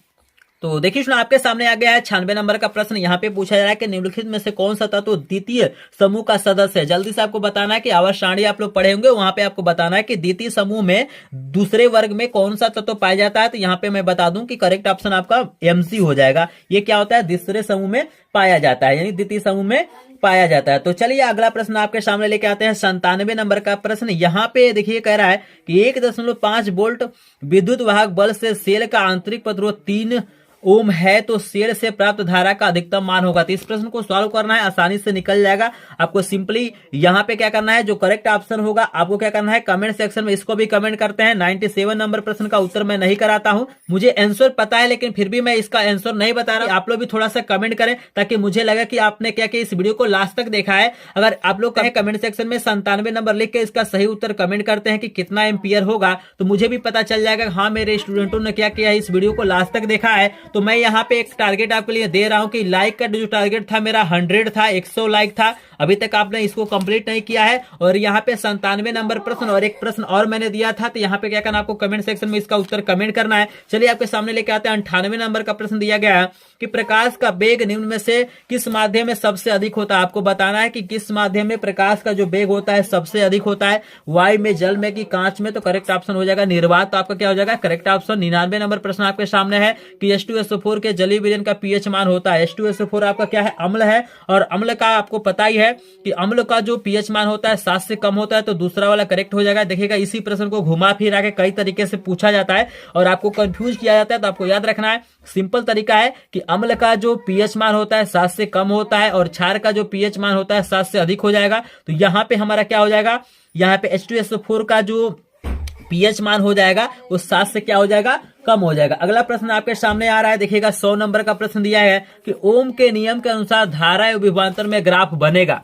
मोस्ट इंपोर्टेंट प्रश्न है। देखिए वैसे तो 100 हुआ है, लेकिन एक एक्स्ट्रा मैंने प्रश्न कराया है तो 101 आपका हो गया, काफी शुभ नंबर है। और यहाँ पे पूछा जा रहा है कि भाई जब हम ग्राफ बनाते हैं यहाँ पे किसके किसके बीच में, ओम के नियम के अनुसार जब धारा और विभवांतर में ग्राफ बनाते हैं तो ग्राफ कुछ इस तरह से बनता है, एक सीधी रेखा क्या होता है वहां पे प्राप्त होता है। तो हमारा ये हो जाएगा एक सरल रेखा में क्या होता है हमारा ग्राफ बनता है। आई होप आपको ये वीडियो पसंद आया होगा। अगर वीडियो पसंद आया तो वही रिक्वेस्ट मैं करना चाहूंगा कि वीडियो को एक बार क्या करेंगे लाइक करेंगे और चैनल को सब्सक्राइब करेंगे और वीडियो को शेयर भी करने की थोड़ा सा कृपा करेंगे ताकि मेरा भी सपोर्ट हो जाए। यहाँ पे देखिएगा मैंने आपको 101 प्रश्न करा। अब मुझे कमेंट सेक्शन में बता दीजिए मेरे भाई, क्या आपने 50 प्लस क्वेश्चनों का सही उत्तर दिया है कि नहीं दिया है। 50 प्लस प्रश्नों का उत्तर सही दिए होंगे, वो मान के चलिए बहुत अच्छा आप लोग तैयारी कर रहे हैं। और मैंने पूरे किताब का हर एक चैप्टर का क्या किया है, इंपॉर्टेंट प्रश्न कराया है। अगर किसी भी प्रश्न में आपको थोड़ा सा भी डाउट होगा, कंफ्यूजन होगा या मैंने गलत बताया होगा तो कमेंट सेक्शन में कमेंट करेंगे। अगर आपको बोर्ड एग्जाम में क्या करना है, 95% से ऊपर नंबर पाना है, आपको भी